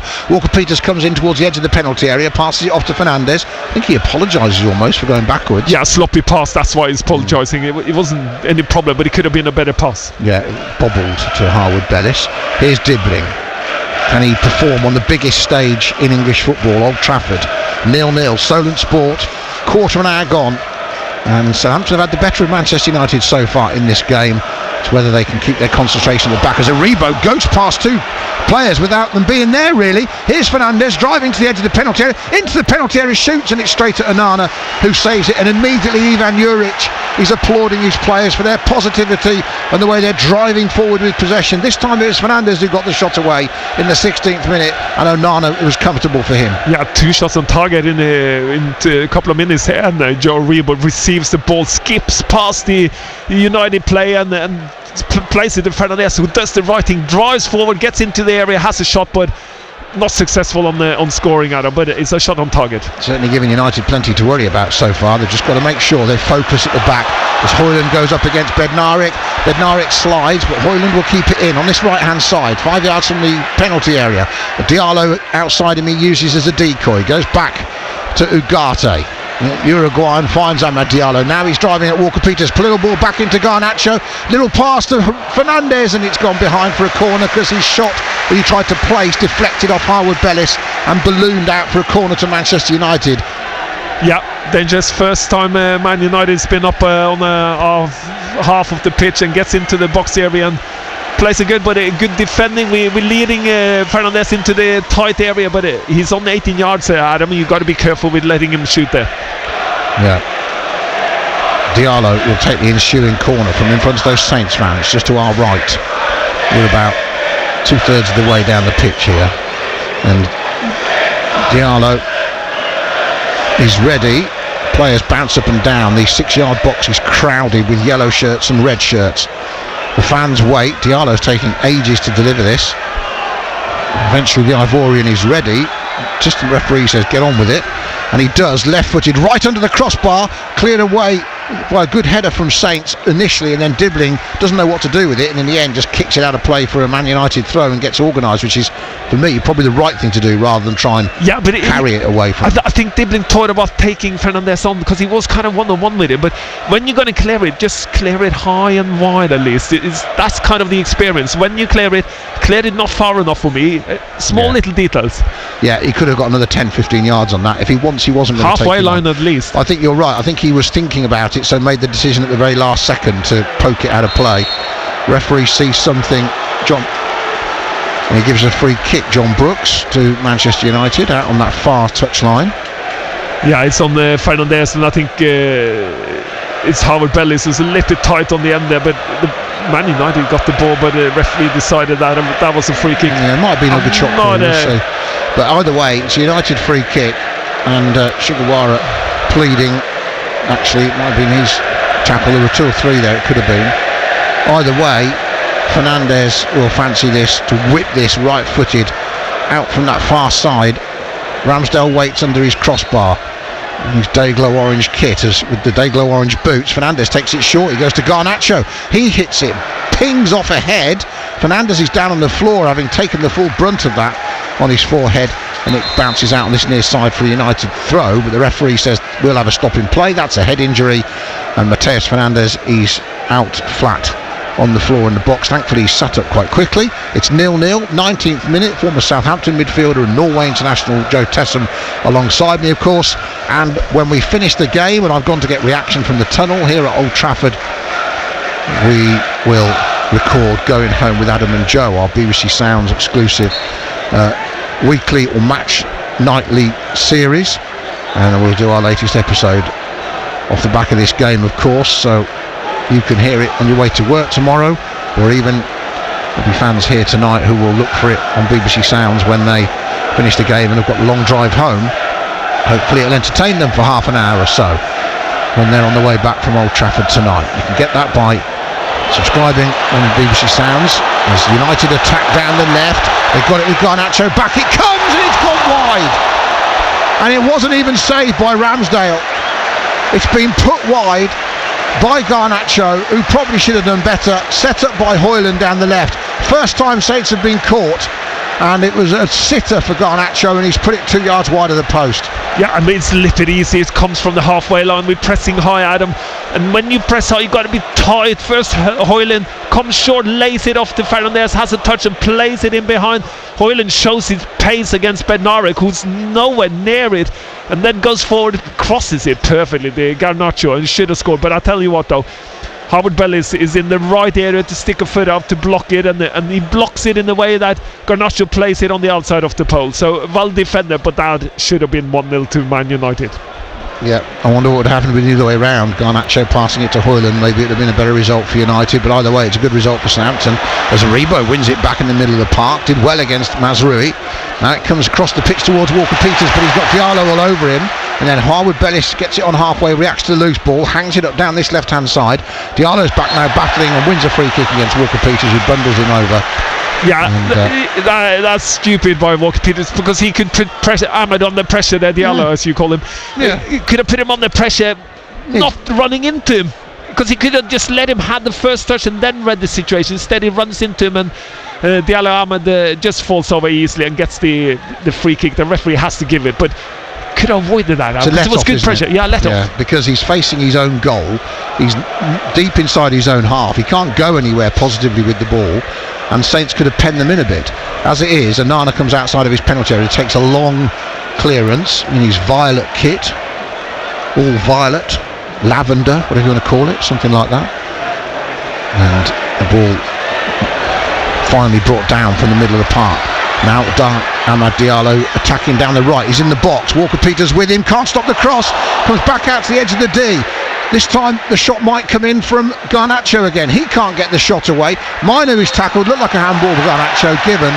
Free kick Southampton on the edge of the D. But United, for the first time in the last 2 or 3 minutes, just finding some space down the sides of Saints on both sides to create problems. Yeah, the quality Man United have shows when they come into the final third, Adam, with pace, with technique.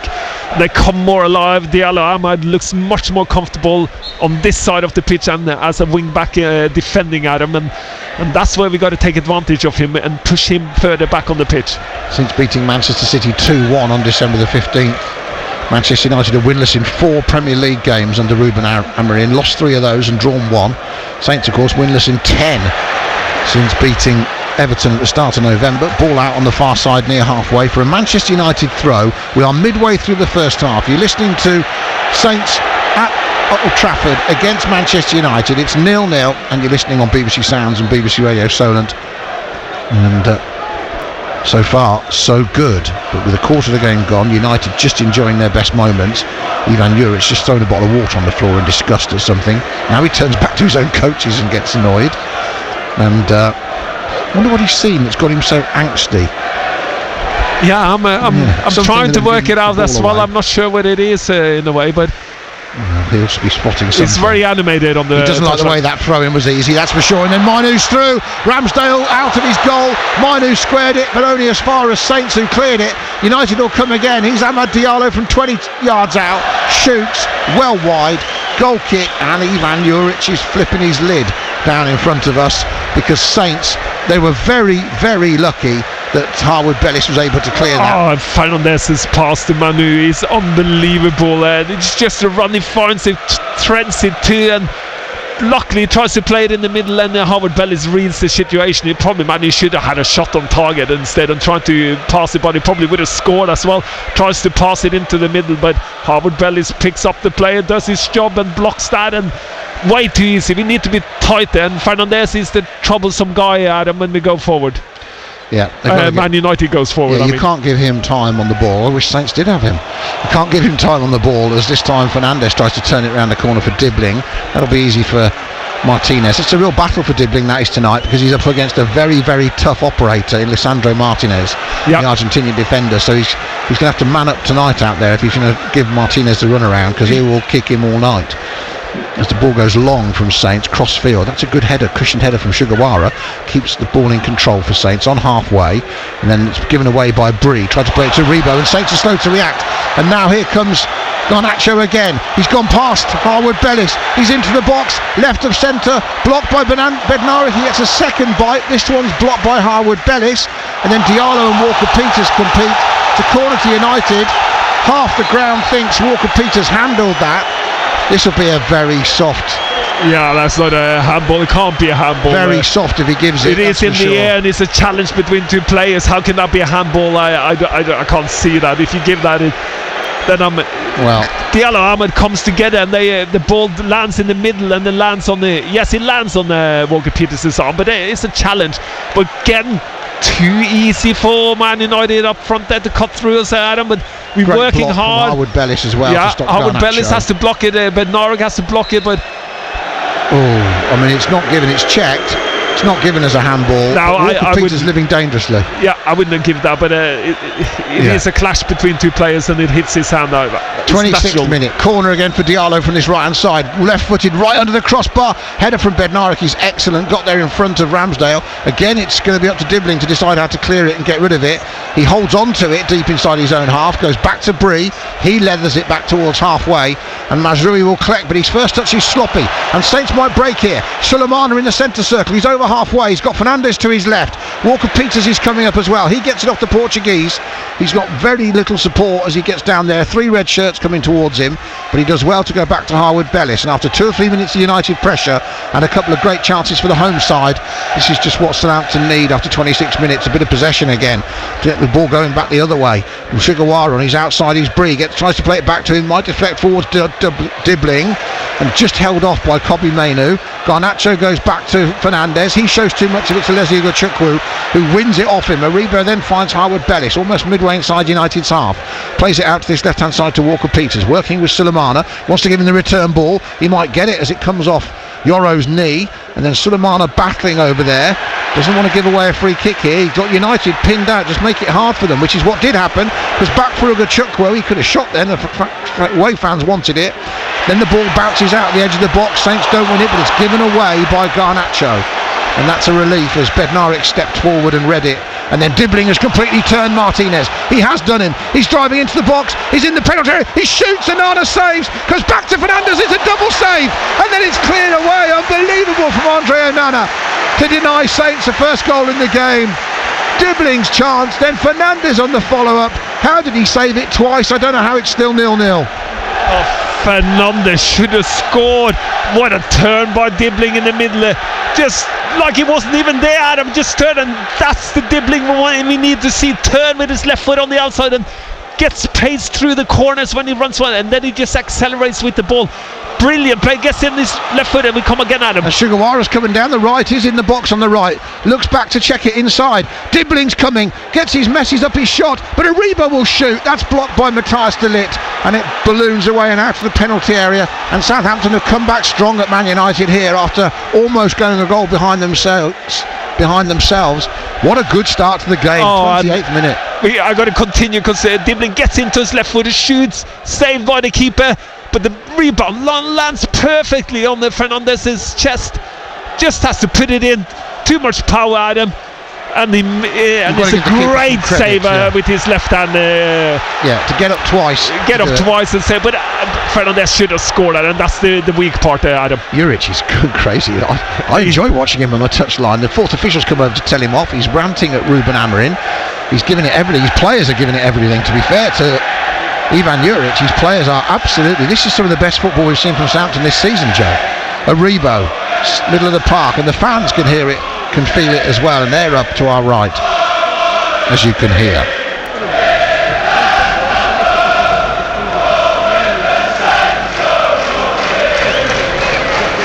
Bree turns it back to Ramsdale.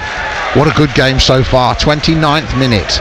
Yeah, and we should have had a goal. Man United probably should have had one. So 0-0, fair in the terms of the eye of the game. It's a good 0-0, that's for sure. Very good 1-0. Uga Chukwu. Saints have drawn their last two here, by the way, 0-0 and 1-1. As Aribo gets it off Uga Chukwu, who's just growing into the game a bit. Now Walker-Peters down the left, helps it on for Sulemana.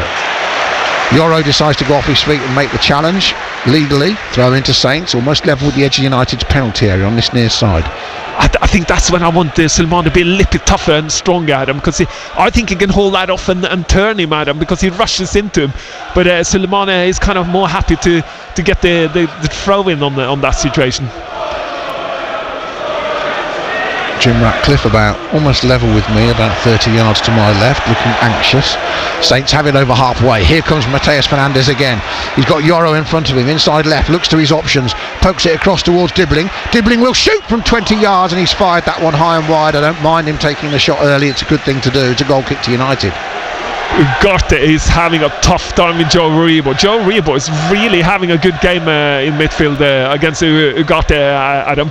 He's turning him, taking the ball off him, going past him like it's not even there. He's really having a tough time, and Joe Aribo is playing one of his best halves so far this season. Yeah, there's a couple of occasions where they've been out the game, Uga Chukwu and Aribo. It's gone behind them and they've lost and they can't catch up when United are broken. But in all, Uga Chukwu's done a good job as the more anchor of the two. Aribo's been nice to see him playing with a bit of freedom, Joe, which is when he's best. I've just seen Fernandez's chance. It's a great chance. save, the second chance. It shoots it straight on the keeper. But he's fired it at 1,000,000 miles an hour, to be fair to Fernandez. He does. He just should have rolled it in. He had time to roll it in instead of I think he was just stretching away from it, wasn't he, as it came off his chest. I think it took a big bounce, as it were, off his chest. And I think he's stretching and he just puts his foot through it. But it's a heck of a save. And this is what I said, one of his weaknesses. Got to get his goal scoring the talent up and be better in front of goal, and that's one of the things he has to work on. And this is a clear example, because he should have rolled that ball into the corner and it should have been 1-0. Yeah, it is 0-0 on Solent Sport. Joe Tessom and myself getting animated because we can see that Saints can compete here at Old Trafford. Just need them to keep their focus at the back. They've got through a couple of scary moments already.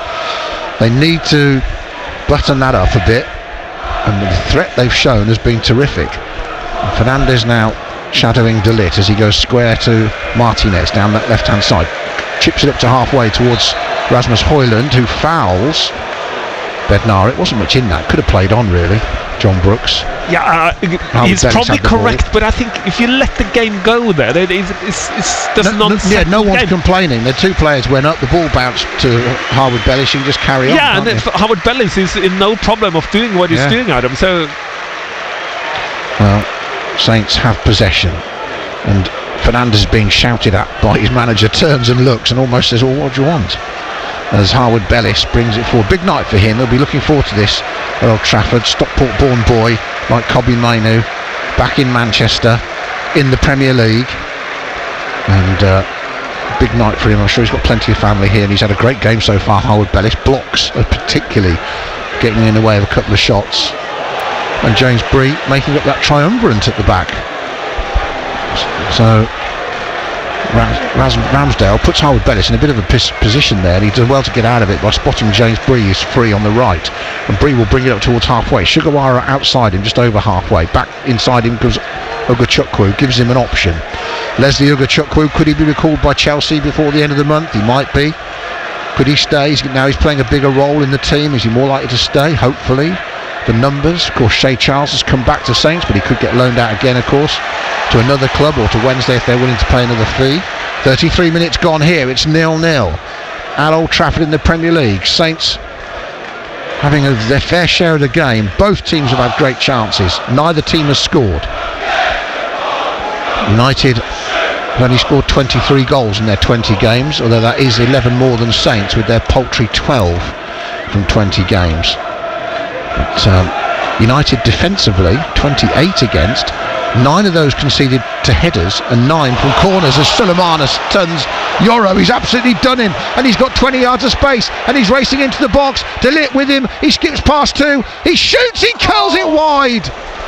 Oh, what a chance. Juric has walked away the other way in disgust. Did he have any other options? Could he have squared it? Should he have got it on target? Probably. It's a great run and it's a massive opportunity. Oh, he just gets the angle a little bit wrong, but he should have scored. He should have hit the target, and if he has, he would have scored.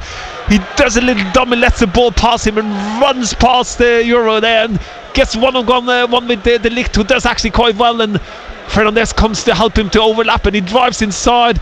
Martinez comes in and maybe makes the angle a little bit too much for him, and he shoots into the left corner of Onana, who can see the ball go inside the post. If he has hit that inside the post, he would have scored at him, and that's brilliant by Suleimane, but the final bit is not there, and that's the difference between being a top player and being a brilliant player. It's also the difference between seeing what he can do now and wondering why he hasn't done it for the last 2 years. Yeah, but now he has someone who believes in him, Adam, and that makes everything for a player. If you're playing for someone you know don't believe in you, you got to sink down into your shell, and it's natural for young people. And Ivan Juric is speaking very highly of Suleimane, and that's obviously going to make him feel better, and that's what you got to do to football players. Some players needs that. 35 minutes gone, 0-0. That's the voice of Joe Tesson. Scrapping on halfway, Højlund and Bednarek, who won the header. Mainu gets it to Fernandes, back it goes to midfield to Ugarte, who sends it long over the top for Rasmus Højlund, the 20-year-old Dane. He's lining up James Bree near the left-hand corner of the penalty area, drops it off short to Fernandes. He's going to shoot from distance, straight at Ramsdale, comfortable for the Saints keeper, and if they can keep United to shooting from 25 yards all night, it will probably be a good night's work for Saints, that's for sure. 36 minute, 0-0. United, for me, have had 3 great chances. Garnacho's bad miss from 12 yards out from Højlund's pass, which he put wide thanks to Harwood Bellis putting him off. Mainu's cross and run that Fernandes put him through, and he couldn't find a red shirt when he played it into a fairly open penalty area, as now he's going to get another chance. Garnacho, he feeds Fernandes, edge of the penalty area. Saints should have picked that up. They were hesitant in midfield. They've lost possession. Here's Amad Diallo. Bruno Fernandes midway inside the Saints half, turns inside and goes back to Yoro, and he turns back to Matthias de Ligt. But we're heading towards half time, and now we're in that period where Saints have to get to half time intact to give themselves real belief in the second half. We're into the last 8 minutes of the first half. We're 0-0, and Fernandes back inside his own half. Southampton is doing well here without the ball to make it very hard for United. Diallo has to go back to Yoro, and then the ball turned round the corner cleverly by Manuel Ugarte, and the former PSG man, played forward by Fernandes, comes off the back of a player. United will keep possession though. Yeah, Bednarek blocked that forward pass from Fernandes, but this is dangerous, Adam. It is. Here comes Garnacho, who's operating down the right now. Support from Diallo, midway inside the Saints half, looking infield from beneath us on this right. Gets it back off Manuel Ugarte, making his 10th Premier League start. Now Fernandes thinks about shooting from distance, doesn't. Mainu makes a run, then he shoots, then it pings off a couple of bodies, goes up in the air to Sugawara to head half away, then it'll be cleared back in by United. It's going to come right across this near side, and from Martinez's missed cross, it's going to be picked up by Diallo. He's got Walker-Peters going back. He pulls it back to the edge of the box. Saints will try and clear. Suleimane against Yoro. Yoro holding his shirt.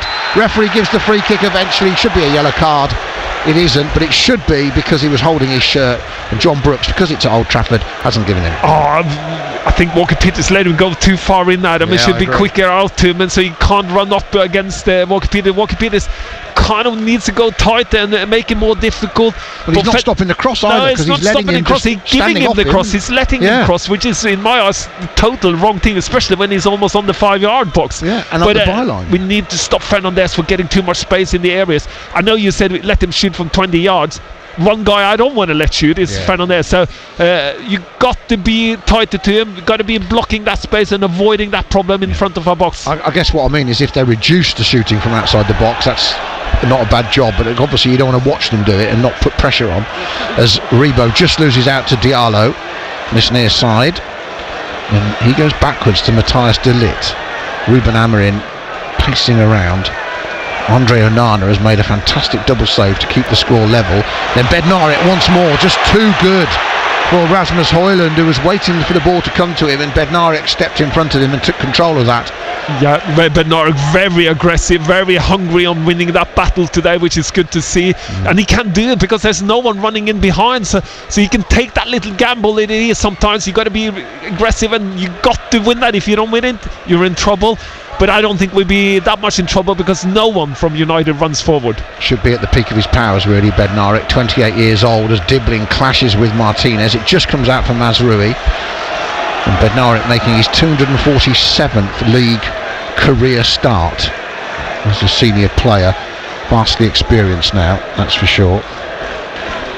And Saints doing well without the ball, Joe, as well, to keep United limited in the way they're operating. They've got through them a few times, but you expect that at Old Trafford. Saints are bottom of the table, but they've actually competed really physically with United and been quick to get into them, which I like. Being aggressive. I think the manager likes the aggression, doesn't he? And that's another misplaced pass, this time from Mazraoui. Brings out the groans around Old Trafford. And this is what we wanted, Joe. United, having lost 3 in a row, needed to be put under pressure in front of their own fans. Yeah, and we kind of getting out very easily as well. When we play it back to Ramsdale, he just pings it to Bree on the other side, who can chest it down, and no pressure from Man United. Not the old-fashioned Man United in my eyes. Just no pressure. Let him have the ball. Let us roll it on like we're playing at home, Adam, and sit back, which is a sign of a team that doesn't understand the roles and how they are playing at the moment. 5 minutes to half-time, 0-0 at Old Trafford. Mateus Fernandes has come very deep, the 20-year-old Portuguese, playing against his former manager tonight in Ruben Amorim. Not fancied by Amorim. It would be nice for Mateus Fernandes to get the winner tonight. Well, you should have had one goal though, Adam. What a chance that was. He needs to be better, calmer, cooler head in those situations. Sulemana on halfway, gets a ball from Walker Peters, isn't allowed to turn, and they back off him, and he runs in towards Yoro again, comes in field, looks for a crossfield ball, poor clearance from Mazraoui, Dibbling 25 yards out, inside right, plays a small ball to Sulemana. They tried to bait on for Bree's run, didn't get there, they play it into a tight area. Fernandes shows great control to keep the ball, then Ugachukwu and Aribo help it back out to Walker Peters. Good stuff from Saints as we approach half time. Walker Peters steps in, back onto his left foot, good ball to Fernandes, got time to line a cross up, does so right footed towards the back post. It comes off de Ligt's head, the goalkeeper stays on his line, de Ligt's clearance is poor, Aribo should have shot then, instead he goes through to Sulemana, and then the poked clearance away from de Ligt. It'll be a Saints throw. I just think probably Aribo should have just pulled the trigger. Yeah, but he played it brilliantly to Sulemana, but Sulemana wasn't ready to react at him. He could have had a shot, but he picks it, and Sulemana is not there to. He could have turned that into a chance, and he didn't. De Ligt was too quick for him, and Sulemana, if he had turned properly there, he could have turned that into a goal-scoring opportunity. Look at, he's just standing. He picks the ball up and does like a Cruyff turn instead of just turning with the ball with his body. He didn't need to touch it, he just needed to let it run past him, and he would have been one-on-one with the keeper. Him, but he didn't get his body in the right position to play it. He was still facing the wrong way. Yeah. So he should have made better out of that. He should have got it, yeah, and he knows it as well. 42 minutes gone. It's a corner to Saints though, away to our left. On this near side, Fernandes will try and whip it in. Does so to the near post. It's flicked on dangerously, and Onana can't stop it, can he? Saints have scored, and Southampton have the lead at Old Trafford. Finally, a good corner from Mateus Fernandes, whipped into the near post. It was flicked on at that near post by Tyler Dibbling, and it may well have come off a United player and gone in for an own goal. It doesn't matter how you score them, as long as you score them. It's Manchester United 0, Southampton 1 just before half-time, and Old Trafford is stunned. Ugarte is the unlucky Man United player who the ball hits in, is flicked on from the first ball and hits Ugarte and goes in, Adam. I always said it, good corners can give you easy goals, Adam. And I think we deserved this, Adam. We created loads of opportunity. Like we said, Sulemana was flat-footed and should have turned that into a chance. Instead, we take the opportunity on the corner and we are 1-0 up, Adam. Brilliant corner, by the way, by Fernandes. And the flick on from Dibbling was perfect. And it came off the back of Ugarte. And Dibbling, the two kids, Dibbling and Fernandes, combining. But the near post flick on from Dibbling was absolutely perfect. He moved from the middle of the 6-yard box, heading towards the ball. No one tracked him, got in front of the defenders and got the crucial flick on. And Southampton have only their 13th goal of the season, and they lead at Manchester United. And the combination of the 20-year-old and the 18-year-old giving them the lead. And Ugarte. And Ugarte, who himself, by the way, is only 23, despite having gone for nearly £100 million so far in his career. Yeah, and let's get through to half time now, Adam. This 40, we played almost 44 minutes. Just get through it to half time so we can settle down, Adam. This is some story as it is at the moment, and they've given it away, United again. Here's Aribo, leaves it for the shot from Dibbling, and Onana saves it and punches it back out in front of him, out of the area. Another chance for Saints. United are struggling here. Yellow card against Dibbling though for diving in against Ugarte. But that was another chance for Saints. Dibbling did really well. We robbed the ball back, and Joe Reba was brave, and he's had a really good half, Joe Reba, I have to say. Drives into the trouble area of Man United. Man United does not know what to do. Dibbling drives in from the right side and lands perfectly for his left foot, and Dibbling shoots, but it hits Onana straight in the middle because he can just save it. More angle on that, a little bit wider. It would have gone in at him because it happened so fast. Onana would not have had time to react to it unless he hits him straight down his face, which it did, and that's why he saves it. Yeah, unfortunately, we're should have been two. I was going to say, we're on the verge of criticising players for shooting, which I really don't like doing. And I know you're saying he should have scored and Fernandes should have scored everything, but you've got to give Onana a huge amount of credit for the saves he's made as well in the first half. And of course, these players aren't, brilliant Premier League strikers yet, so they're just not the finished article. Here comes Diallo trying to level things up for United before half time. Gets the edge of the box, squares it to Mazraoui. Little short pass is good. Fernandes shoots, that's blocked by Uga Chukwu, and Fernandes will keep it in. Just 1 minute of stoppage time, Joe, and United trying to press Saints towards the interval. They've got to keep this out now. Diallo again goes backwards. Ugarte trying to conduct things for Manchester United. Square to Martinez, but they're running their own clock down. Surely United here. We're in stoppage time, 30 seconds to go. They're trying to create just one chance. Here's Garnacho on the right, drives in field, being tracked by Walker-Peters. Back to Ugarte, little ball in towards Mainu, gets it back off Mazraoui. Then a good tackle from Aribo again, Joe. He could be your man of the half. And that's a trip, surely, on Dibbling. John Brooks. How's he not given that by Ugarte? So Diallo can attack down the right in the box still. Brooks giving them every chance, and this time he should book Diallo for diving, and then he's going to be booking Fernandes for asking for the yellow card, and John Brooks has done Saints a disservice twice. Yeah, he should have done Diallo Ahmad should have been booked for diving as well. That is, but Fernandes should never ask for a card, But that I know, but he should have been 2 yellow cards. There should have been 2, and there should have been a free kick for Dibbling as well. I mean, they're going to have to win this against 12 the way it's going. Oh, Ahmad is booked as well, Adam. That's good refereeing. He is good. It's good refereeing. Give him some credit. We take it back. Good refereeing. He still should have been a free kick for Dibbling. And wouldn't have been in that situation. But it was a bad dive. Walker-Peters has struggling a little bit with Diallo Ahmad. He needs a little bit. I'd help him or be a little bit tighter or be a little bit braver. Well, Sulemana's not the best defender, is he, to help him out? But they have the lead, and Sulemana's been a constant threat, giving Lenny Yoro a torrid time down this near side. Dibbling and Fernandes, the front three have worked. They have created trouble after trouble for Manchester United. They survived a couple of scares midway inside the half Saints, but they started well. Sulemana forcing a save, and Fernandez, the double save from Onana, then followed near the half-hour mark. And after that, Sulemana shot wide, but still, Saints have created far more than Manchester United, despite some good opportunities for United, and they deserved the goal they got 2 minutes before half-time, Joe. Yeah, and I mean, if it sounds like I've been criticising us for shooting, it's not. We can shoot, and Dibbling has done the right thing. Shoot, and you've got to keep going and creating. You'd rather be in that opportunity to shoot. I'm just saying that if he had got a little bit more angle on it, he would have scored. He probably would have scored two. They won the drove pass, and Fernandez had a big chance. He did ever so good in that.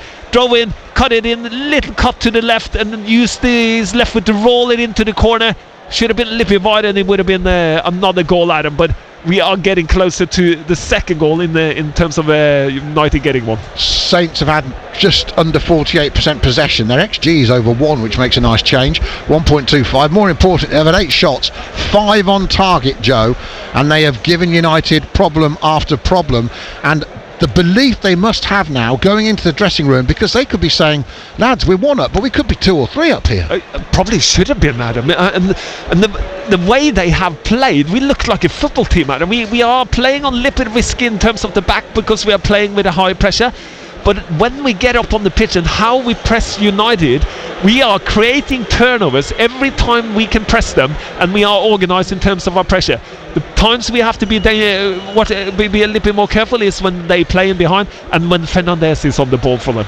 Well, it might be unlikely on paper before the game. It might be unlikely historically, but Saints have actually only lost 3 of their last 10, and of course they won here back to back. Their 2 wins since 1988 came into 2015 and 2016.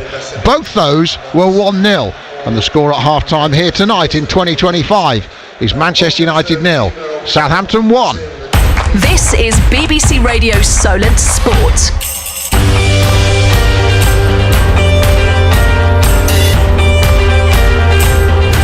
Well, you've got to be happy with that. We haven't said this very often, but Saints lead at half-time. And at Manchester United, let's hear from you. 81333 on the text and WhatsApp 08000 321 333. Start your message with Solent. Tweet us at Solent Sport, because Saints are going into the break 1-0 up. On this near side, Fernandez will try and whip it in. Does so to the near post. It's flicked on dangerously, and Onana can't stop it, can he? Saints have scored, and Southampton have the lead in Old Trafford. Finally, a good corner from Mateus Fernandez, whipped into the near post. It was flicked on at that near post by Tyler Dibbling, and it may well have come off a United player and gone in for an own goal. It doesn't matter how you score them, as long as you score them. It's Manchester United 0, Southampton 1 just before half time, and Old Trafford is stunned. We'll go through your messages at half-time. We'll go through all the latest sports news nationally and locally as well. BBC Radio Solent on the home of live sport across the south. BBC Radio Solent Sport.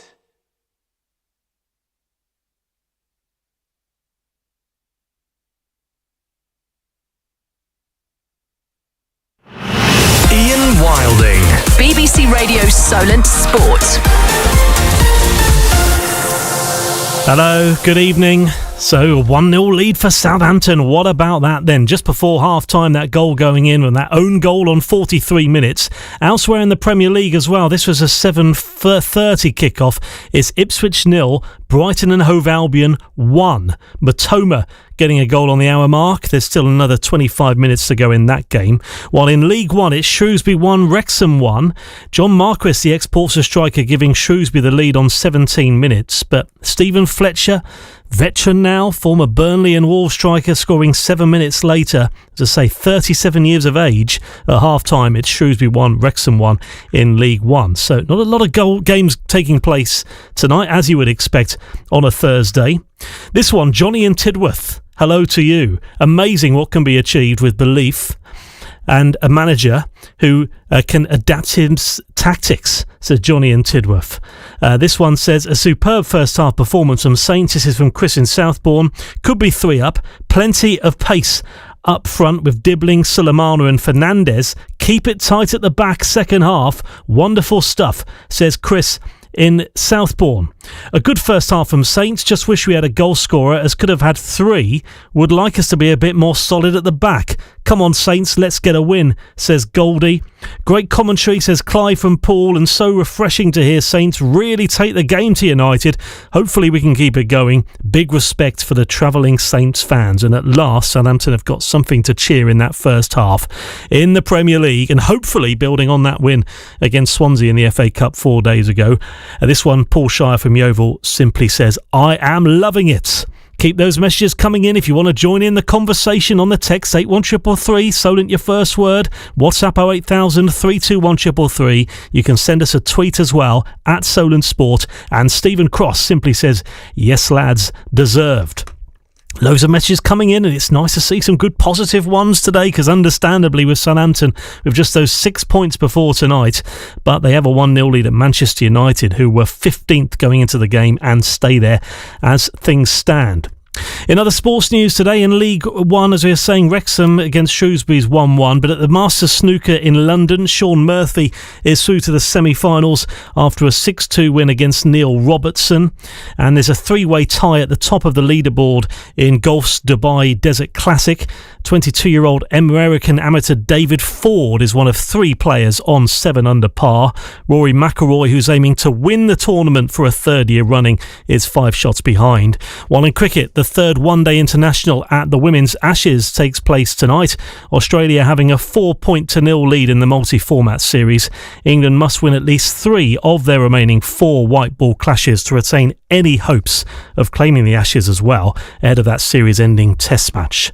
Locally, a couple of big stories today, including Portsmouth. They found out today that they've been fined £50,000. Now, this is a story that's been ongoing for about 9 months now, and it's concluded.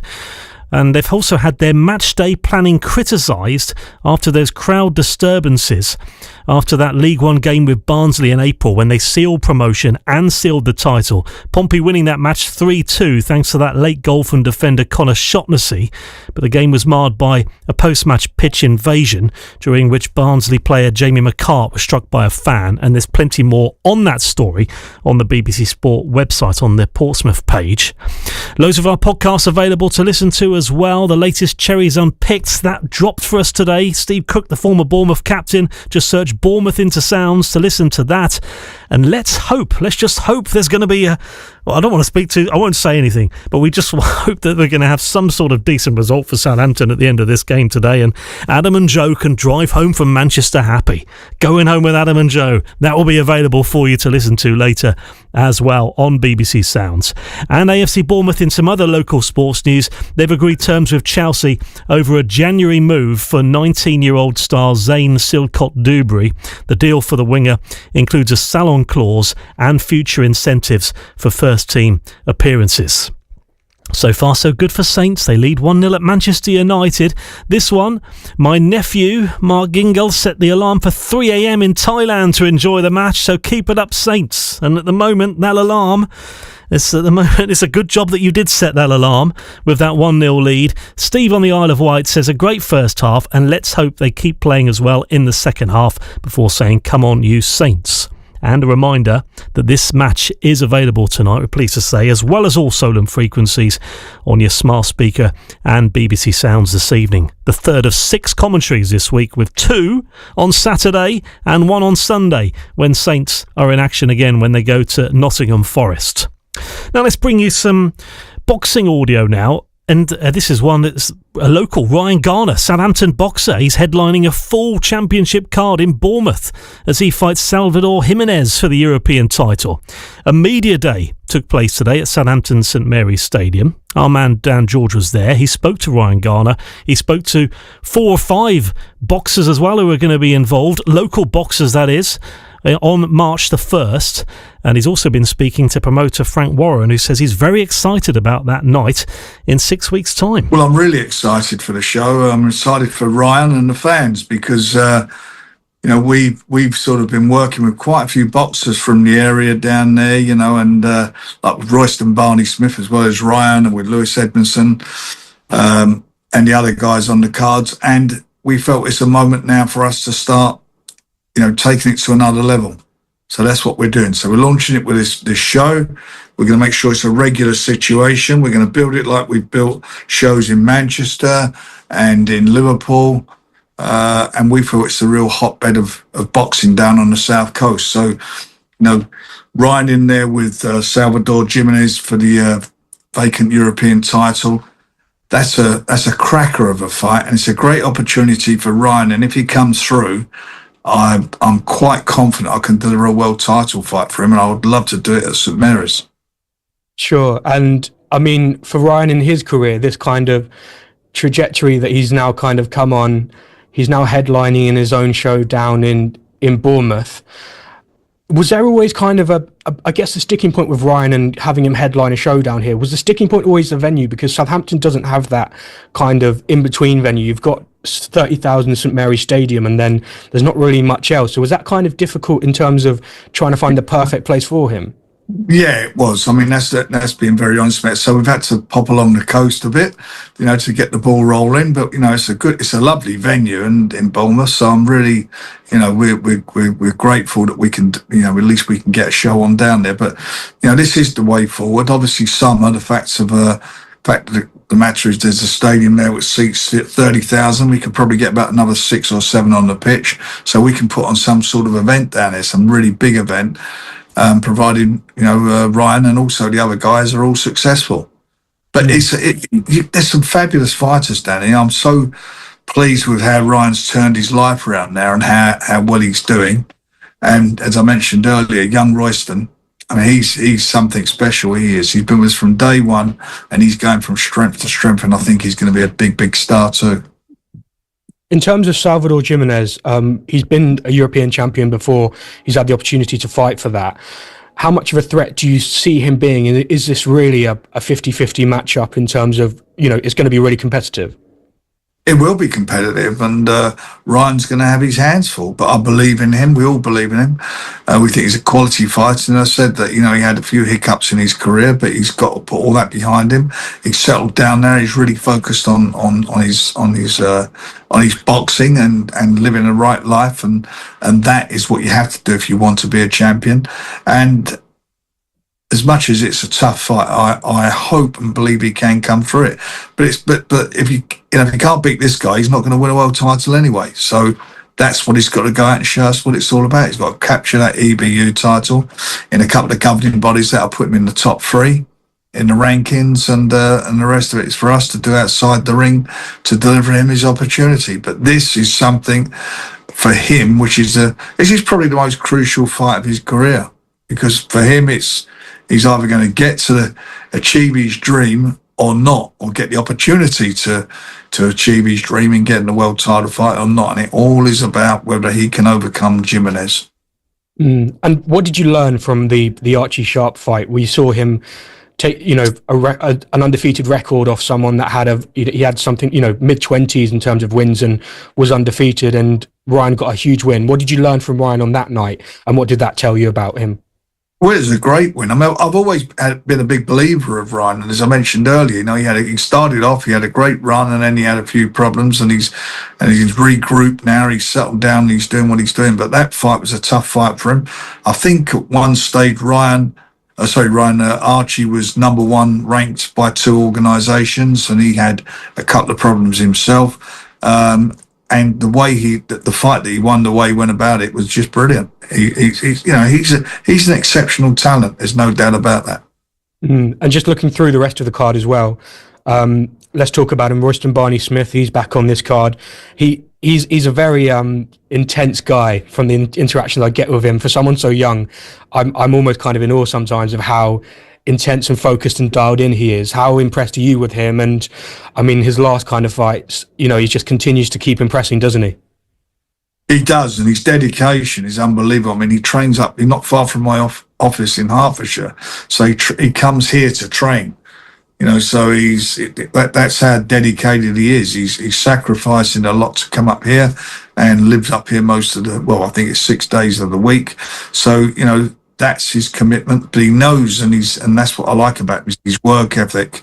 That he knows, talent gets you to a certain level, but it's the hard work and the dedication that gets you further. And he's got that champion's mentality to do that. And his last performance, I thought, was superb. He boxed so well, very mature for a young guy. Frank Warren there, the promoter, talking to Dan George ahead of Southampton boxer Ryan Garner's fight in March. And the players are out for the second half. Manchester United 0, Southampton 1. All Radio Solent frequencies, sounds and smart speaker. Your summariser Joe Tessam, your commentator Adam Blackmore. Ian, thank you very much. Welcome back, everybody. Anthony has been brought on as a solution to Manchester United's problems at half-time. The 24-year-old Brazilian, just 6 Premier League sub-appearances all season, so this is his 7th, and he cost them £82 million, Joe. Yeah. Let's see what they do with the shape of the team with Anthony. You'd expect to go on the right wing. Yeah, Fernandes is dropped down for Manu in midfield. I'm surprised Ugarte is still on the pitch, actually. I thought he had a dreadful first half, to be honest. Yeah, but they paid a lot of money for him as well, to PSG. Is that why they can't take him off? Yeah, it's a rule. Ramsdale. So let's give you the team, shall we? We're headiness at Old Trafford at the moment, as it's given away by Ugarte, and then Fernandes midway inside the United half gives it to Dibbling. Dibbling just gets the ball caught under his feet, and he's got to be careful if he leaves his foot in late on anyone, because he's been booked at the end of that first half. Ugarte has it again.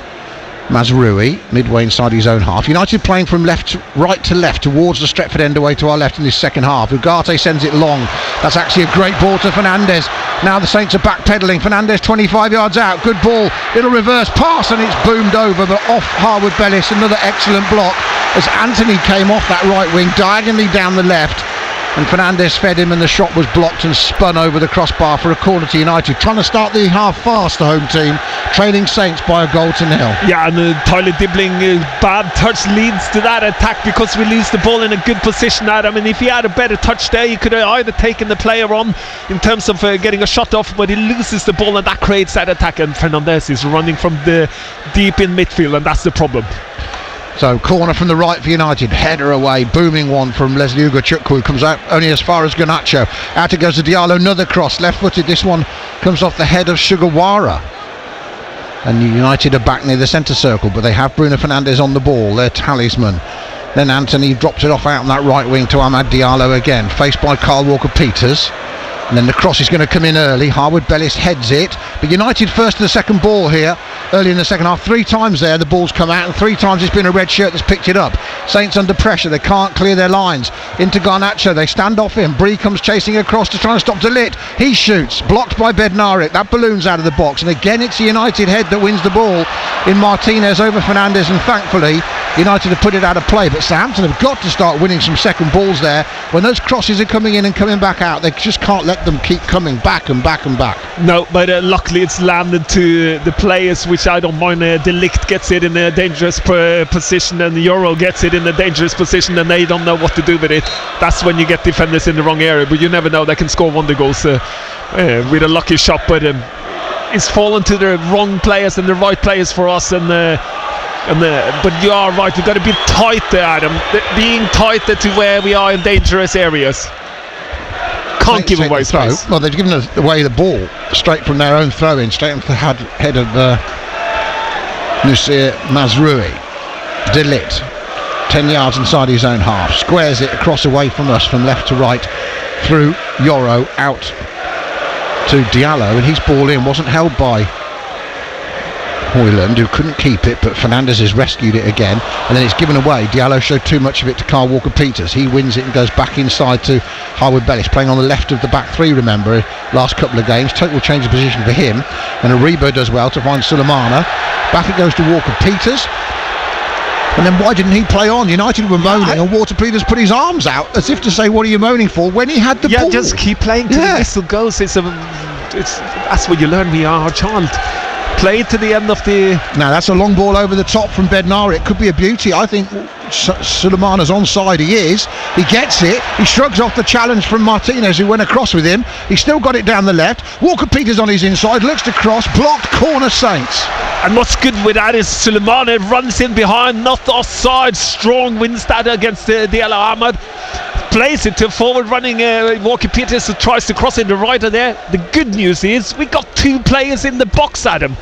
And that's the brilliant. You're dribbling, and I can see Sugawara is filling up from his right wing back position, and brilliant. If that ball has gone in, that would have been an opportunity. I feel like saying hallelujah.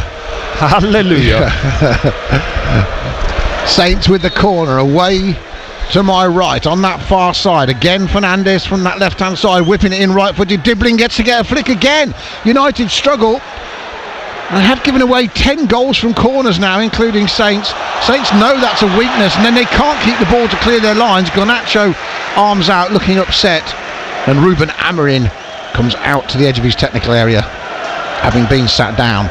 But Southampton playing through Garnacho again. Here's James Bree looking inside him, driving down the right. Got Sugawara on his outside. Mazraoui holds him off, and the Moroccan plays a little square ball to Bruno Fernandes, who chips it down this left wing up to halfway. Bednarek just too good for Hoyland, and then Mazraoui though robs Bree. Ugachukwu, not the strongest tackle he could have made, but he got away with it, and Saints keep playing. Fernandes gets a 1-2 with Dibbling, back inside to Aribo, no room to work in, but Southampton keeping the ball, finding some space, leading 1-0 past the 5-minute mark of the second half, and Ugachukwu going backwards needs to make the right call with the ball here. It's quite brave in the end. And then Bednarek to Dibbling, back to Ugachukwu. Leslie plays a good ball through Aribo. That's a better pass out to Walker Peters, caught as he played it. Ball over the top. Sulemana's in now from Walker Peters. He's definitely onside, up against Lenny Yoro. Sulemana goes inside, he's beaten him, he shoots, it hits a hand, referee gives nothing. Oh, and it's out, and really Sulemana probably should have done better anyway. He shouldn't have been hitting a player. He got beat the first man. He's got to drill that shot and make Onana make a save, and Juric is going furious. He hasn't got the handball. RVAR looking at it, that's the question. We couldn't really see from our angle. No, De Ligt, his arm, he goes to tackle, the arm is up in the air and stops the ball from going towards the goal, Adam. We might get a look at it, we might not. Here's Sulemana again. A good ball this time from Walker Peters. He's got Aribo through onside, and then it's cleared away by Martinez inside, Dibbling from Aribo's pass. United at 6s and 7s at the back, and Saints absolutely embarrassing them at times, the way they're cutting through them so easily. Amorim's high line with his defence, he's not working for United, and Saints with their pace are taking advantage of it as Dibbling gets a little 1-2 with Leslie Ugachukwu. Ugachukwu still going into the box. He's surely tripped up by someone, but at least John Brooks spotted one foul. They're going to have a free kick, Saints. That's going to be a yellow card, and this free kick would be what I would call prime James Ward-Prowse territory. Unfortunately, he's not here to take good it. Ugachukwu plays it up to good defending by Howard, but he plays it into Ugachukwu, plays it to kind of a strike entirely. Dibbling lays it perfectly off. Ugachukwu just drive into the area where Tyler Dibbling has come from, and just keeps going, being brave, and has to be tackled there, Adam, and it's a clear free kick, but still, was that a penalty on that shot, Adam? Well, we're going to get another look now, everybody at home. Sulemana, no, it hits his back. Hits his back. It's never a penalty. It looked like it hit his hand, but good run by Sulemana into the back, Adam. Credit to Sulemana though. Yeah, cutting in, taking his man on. Little movement, comes short to go long. We spot him, he gets the ball. He has not the best of first touches, Adam, and then cuts through the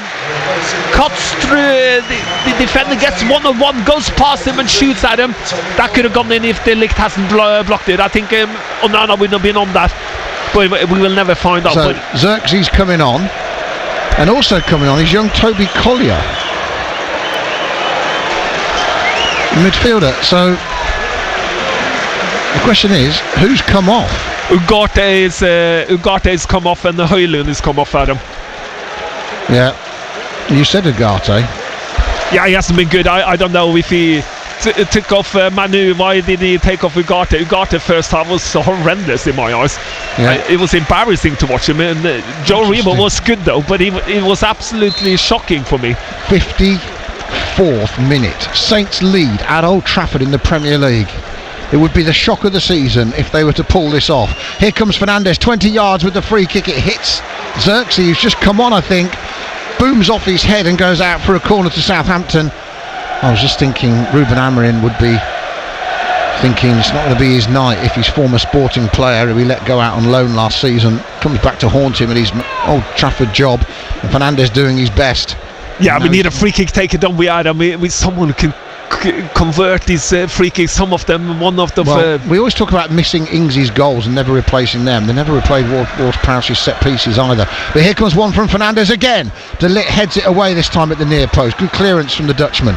Fernandes has it back though out there. It came out to him. He beats his one man. Comes back on the other side. He's beating on Fernandes, his compatriot, and he crosses in from the left-hand side once more. De Ligt again, a one-man defence there for United, heading it away. They still haven't cleared their lines, and then Bree shuts down the clearance from Mazraoui at the expense of a Manchester United goal kick. But how nice for Mateus Fernandes to take on Bruno Fernandes, leave him for dead, get that crossing, and De Ligt is keeping United going on his own at the back. And we are being very positive after that crossway goes into no man's land and United wins it. But what do? We put them under pressure instead of giving them an easy time and get out.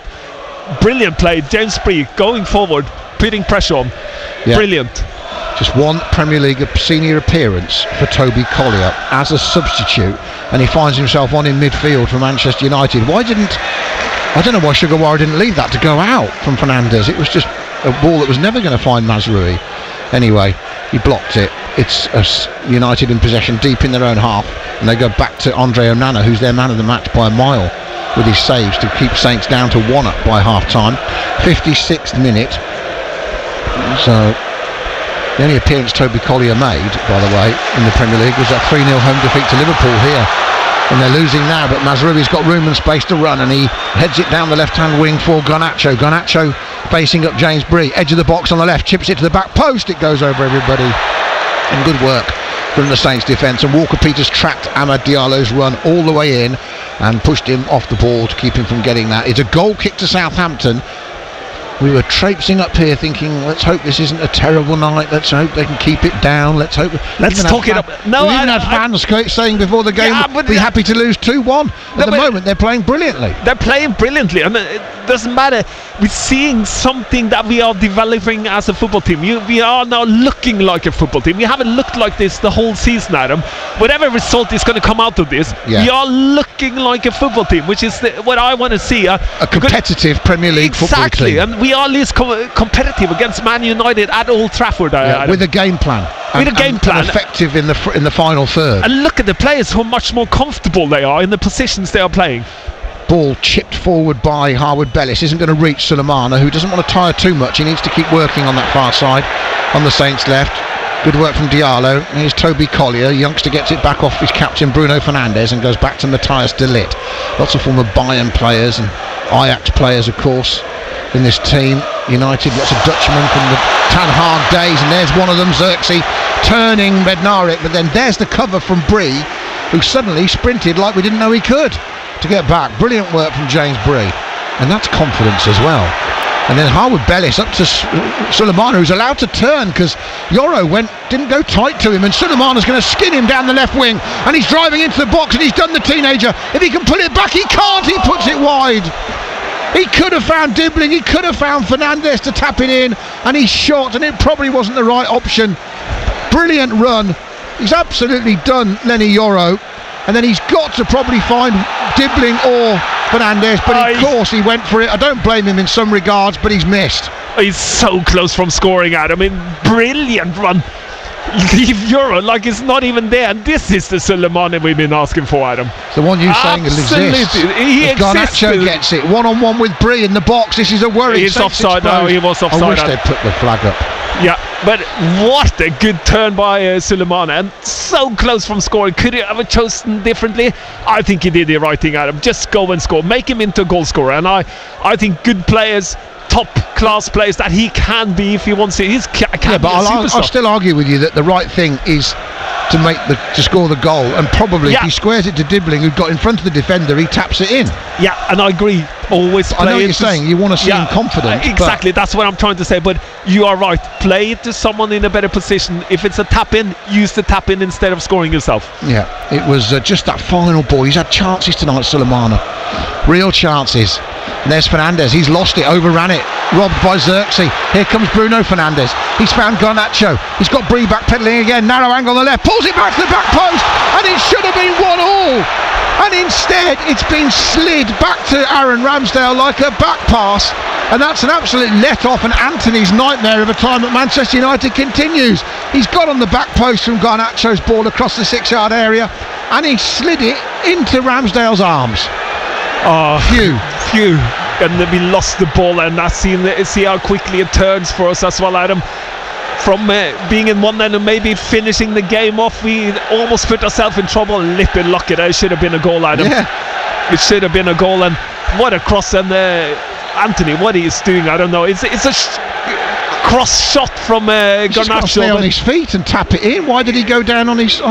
He's got an open goal, Adam. He could just put it into the open goal and stand on his feet. You're right. I don't think he needed to slide. I think he could have just touched it in. We were a bit lucky there. Very lucky. And you think about in the first half when Garnacho had that bad miss from 12 yards out when Harwood Bellis stood in front of him, and then you think about the cross and run from Mainu where he pulled it back into an open area and there was no red shirt there. 3 gaping chances for Manchester United, haven't taken them. Saints still lead on the home of live sport across the south. Here's Joe Rebo driving towards the penalty area. He's got Dibbling in the box on the right. Mazraoui tried to just nibble at him from behind. It was dangerous, and United clear it and suddenly get lucky because Xerxes picks it up, and now he's got Garnacho on this left wing midway inside the Saints half. The game opening up like it's the last 5 minutes. Fernandes, they want a shot, he doesn't. His pass is blocked, then the tackle from Bednarek. Referee says play on. No one's getting a free kick. Ahmad Diallo squares it. Still pressure from United. Garnacho in the D. Garnacho shoots and Ramsdale saves. Good shot from Garnacho. Solid shot. Good save. Got his body behind it. No danger. Hour gone. The game heating up. It's Man United 0, Saints 1. Yeah, and Tyler Dibbling in the other end is injured. He got into the middle and is hobbling back at him. Something is wrong and he's sitting down at him. The referee needs to see him. Well, let's have a look. It's not a head injury, is it? But no, he bowled it out so they can get treatment. Drove into the middle and got tackled on this angle. I think he rolled his ankle and lipped at him. Yeah, but the game is back and forward here. We need to watch out a little bit. I think Okachukwu, when Joe Reba goes forward, he needs to cover that area in front of Howard Bellis and Bednarek. There's too much space for Xerxes to come into and get the ball and turn. He needs to drop into that middle and cover that area a little bit more. And Bednarek, experienced as he is, you just hold on, Okachukwu, in the middle, block it, make sure he doesn't get the ball there. I'm with you. It went from United's penalty area up to Xerxes. No one getting tight to him. They've got tight all first half. That's the thing. Just got to keep the concentration going and snap at the heels all the time. And you're right, it was Okachukwu, but I was quite surprised to see that Bednarek hadn't gone with Xerxes like he had in the first half with Højlund everywhere.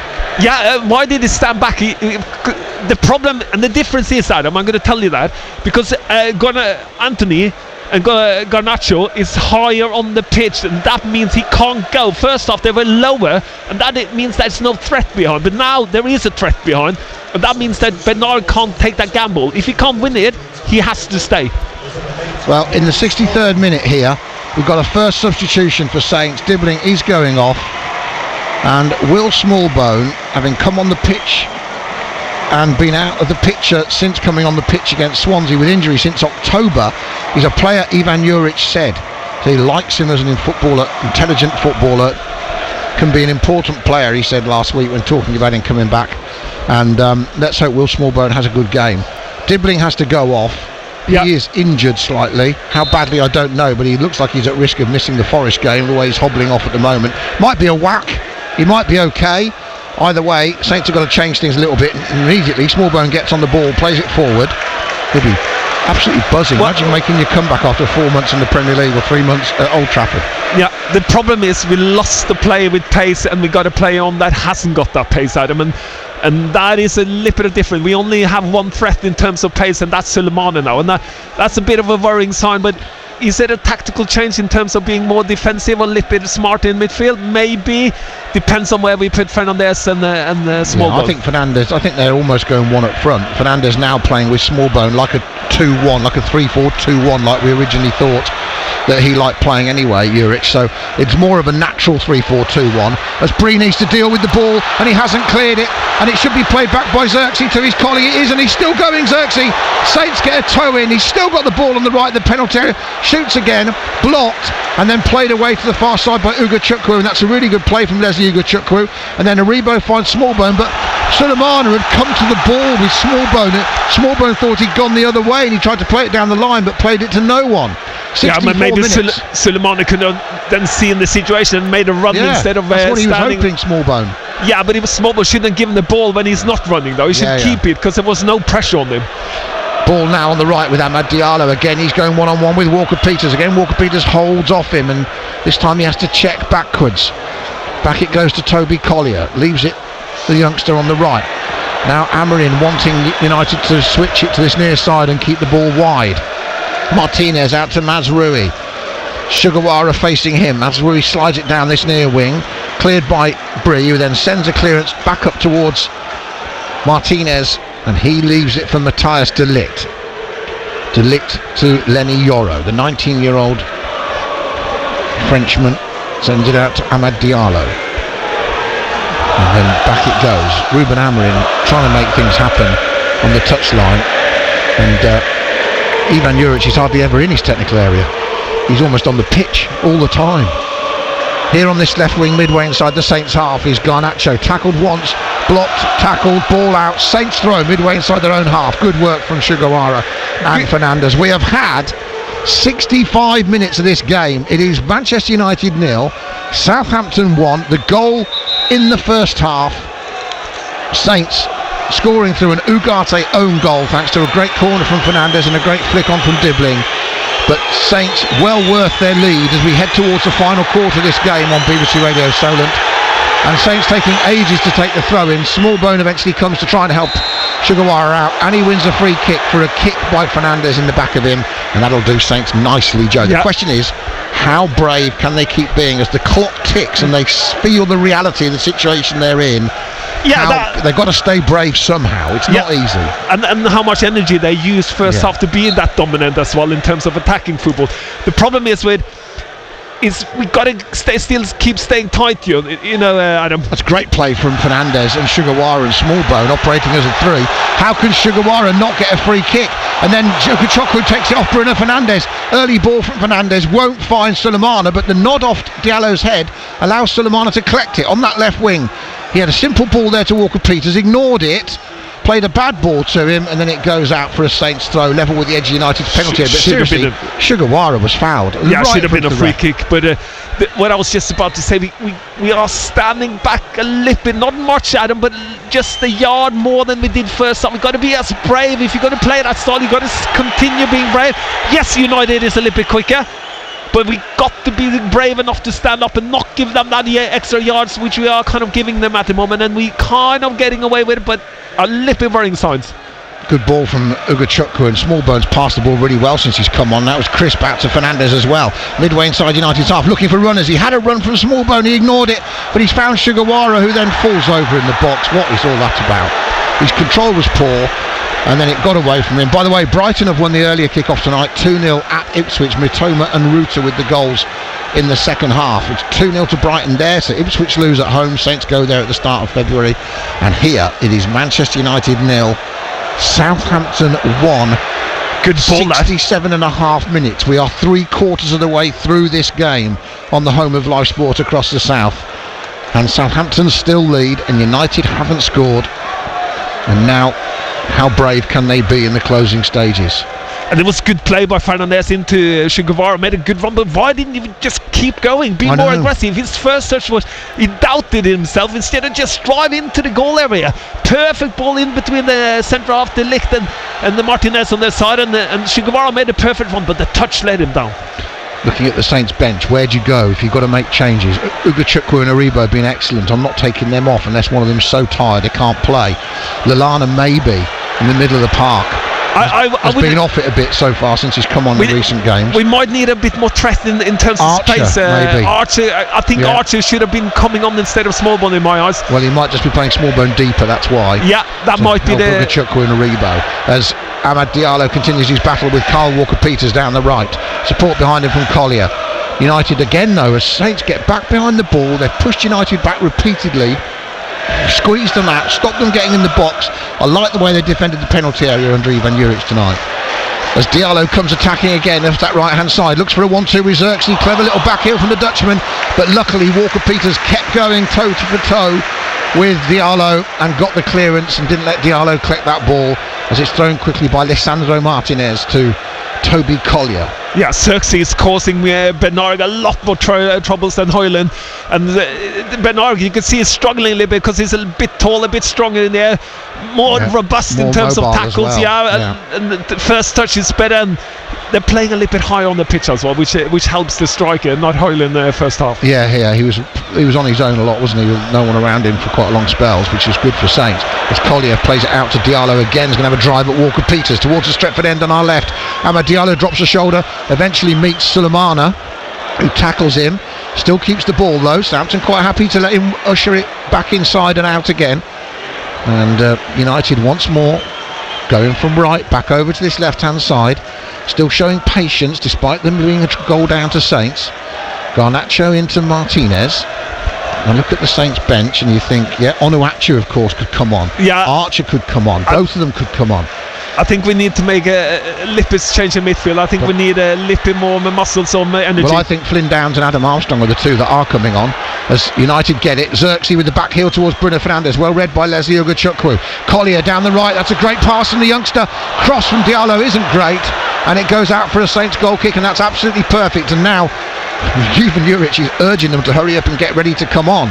So it looks to me like we're going to see Downs, as I look below me, make his return since coming off after an hour against West Ham on Boxing Day, and Adam Armstrong, so you're going to get a bit more speed up front. I think that's what we need, a little bit more pace, so we have a threat, because that pushes Man United a little bit further back. Now we only got Sulemana, who hasn't done much lately, but it might be that Sulemana comes off because he's getting tired. Armstrong down the left would work, wouldn't it? And obviously Downs might be coming on for a Rebo or Ugachukwu. Ugachukwu has looked a bit tired to me in the last 10. That's a good ball for Garnacho. Is he offside? Saints think he is. Play on, says the linesman. Garnacho's into the box on the left, goes on the outside, pulls it back. Bednarek half clears. Shaw, what a block from Harwood Bellis.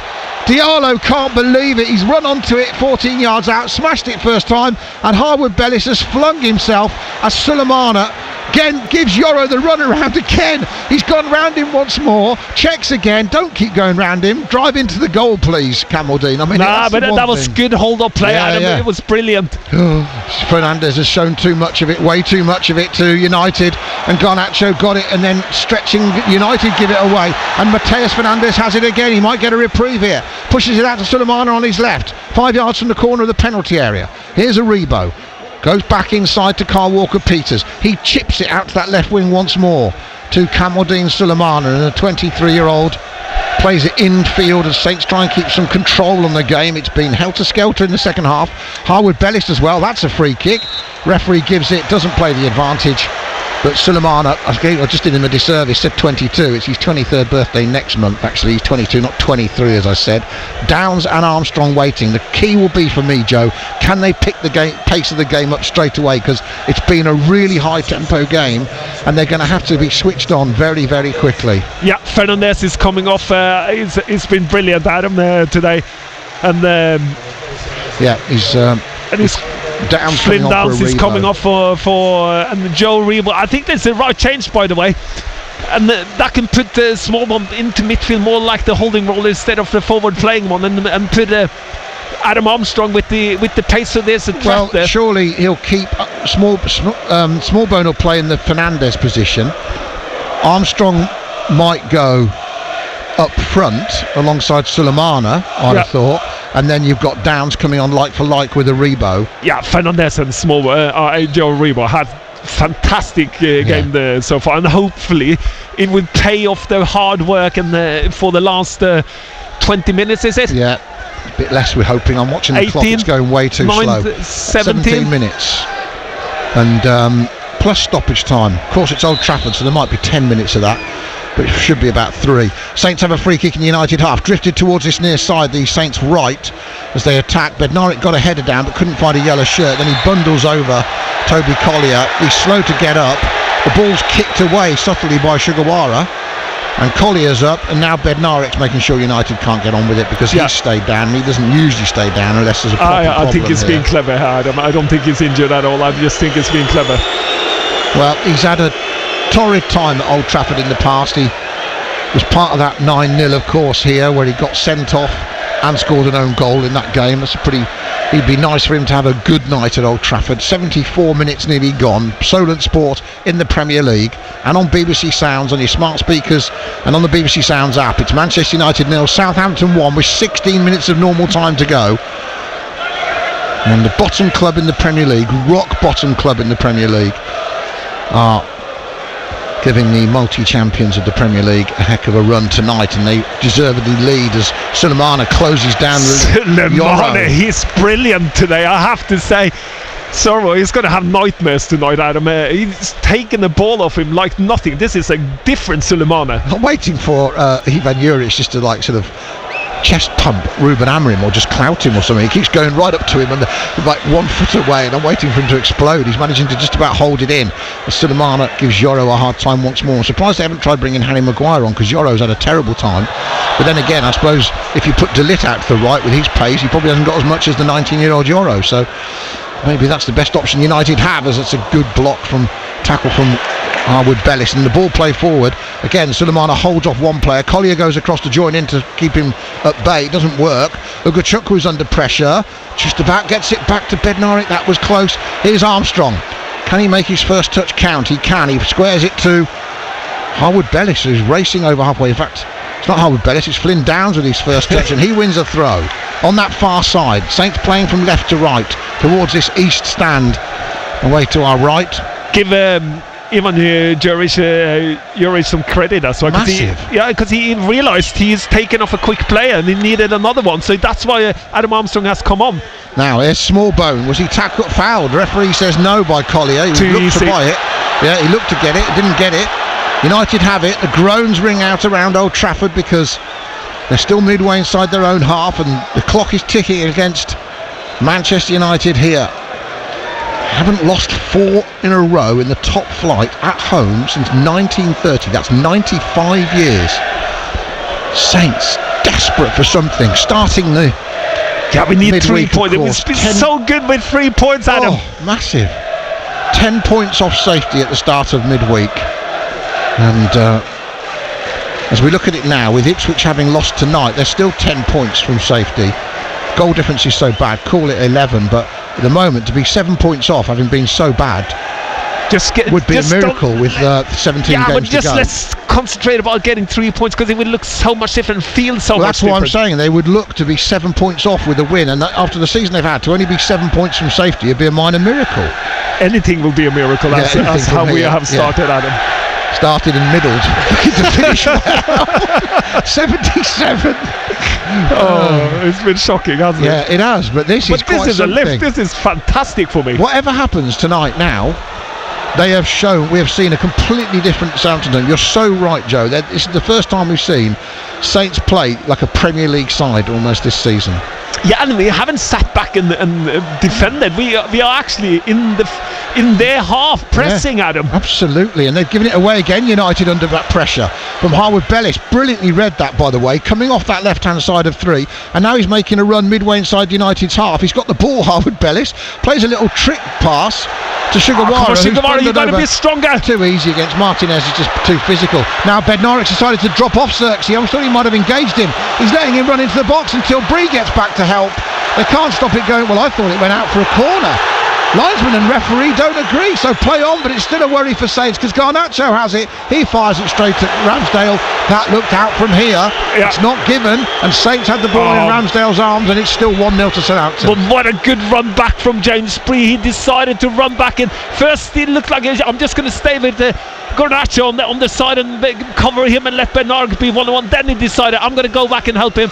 Cut into the pathway of where he was running and picked up the ball. Went off for corner. We could see it from here, Adam.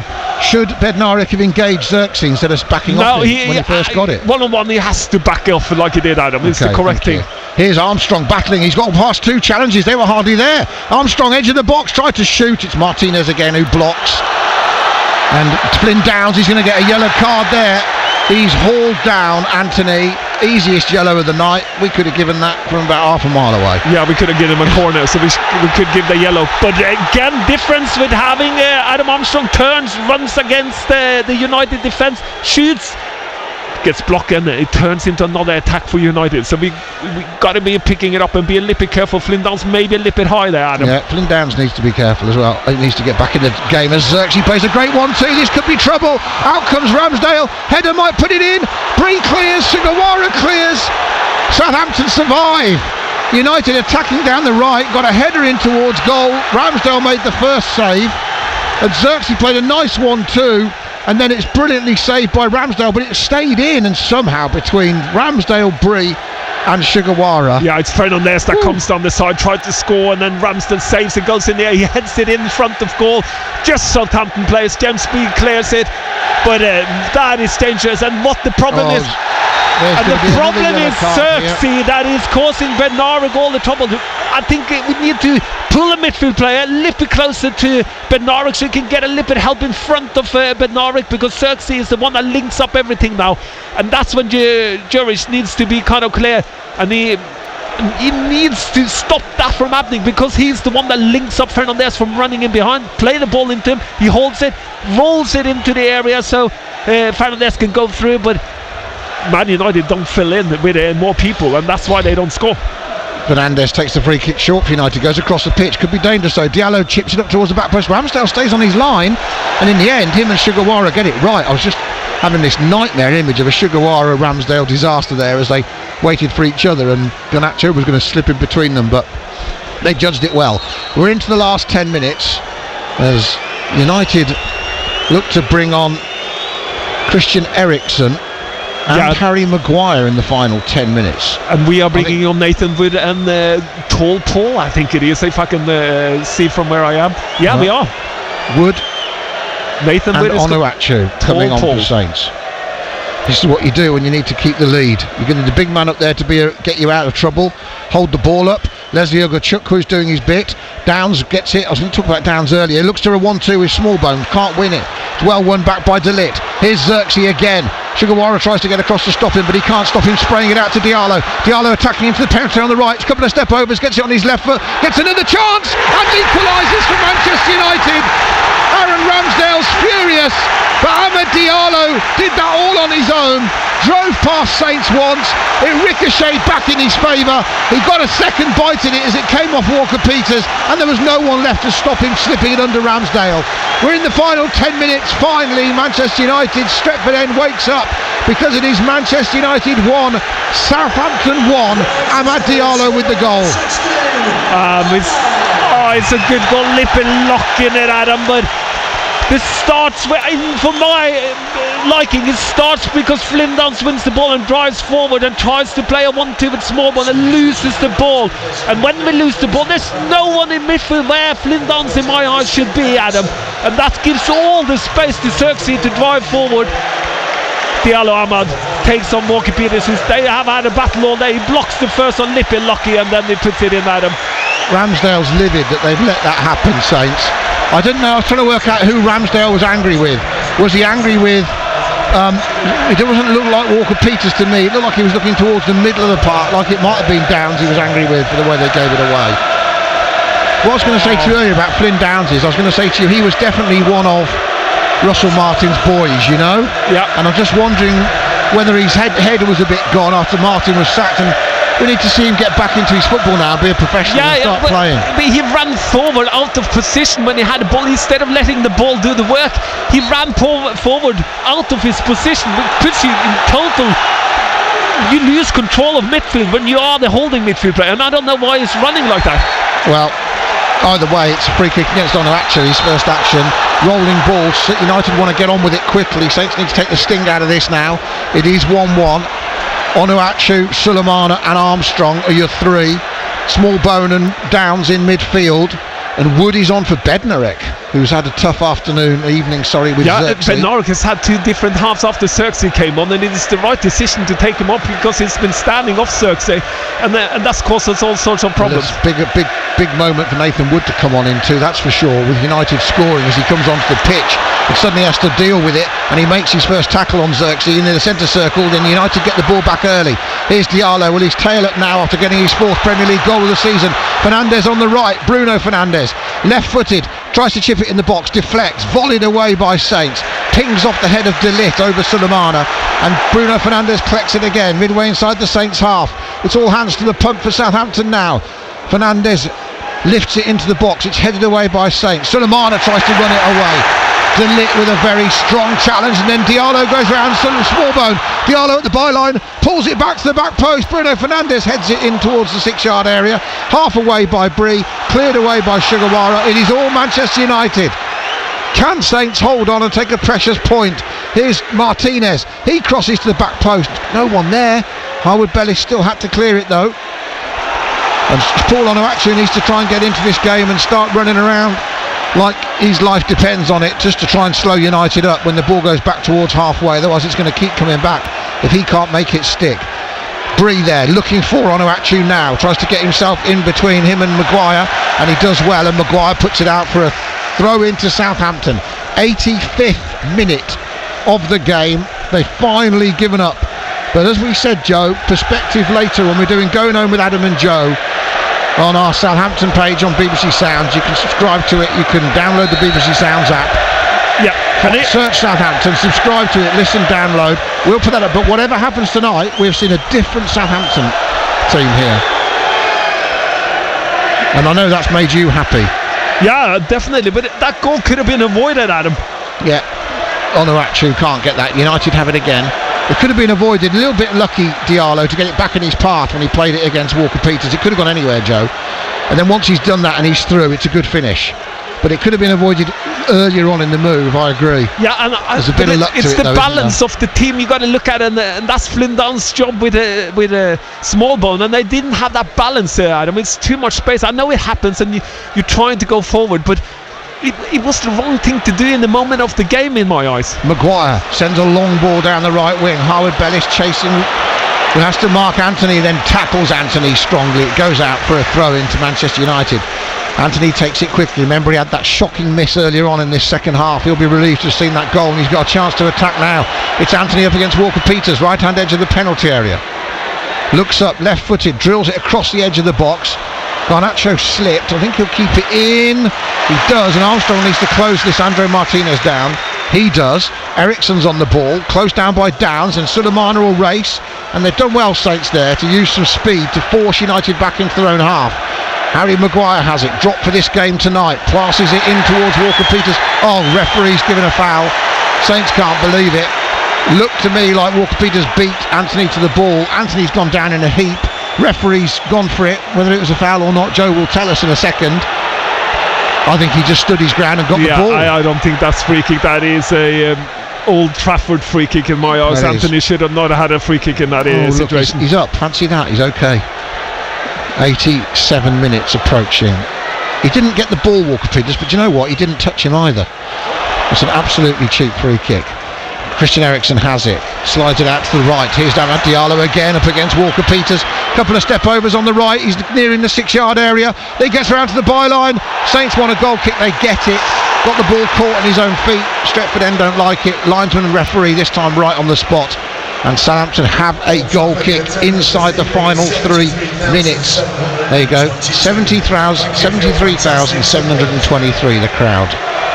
It's not bad for a Thursday night Premier League game. Remember, anyone wonder whether the Premier League has a pool?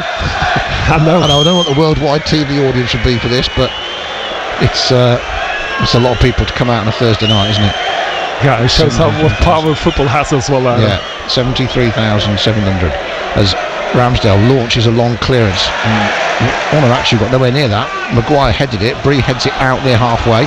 Might have got injured there as he landed, James Bree, just holding his back as he goes back into position.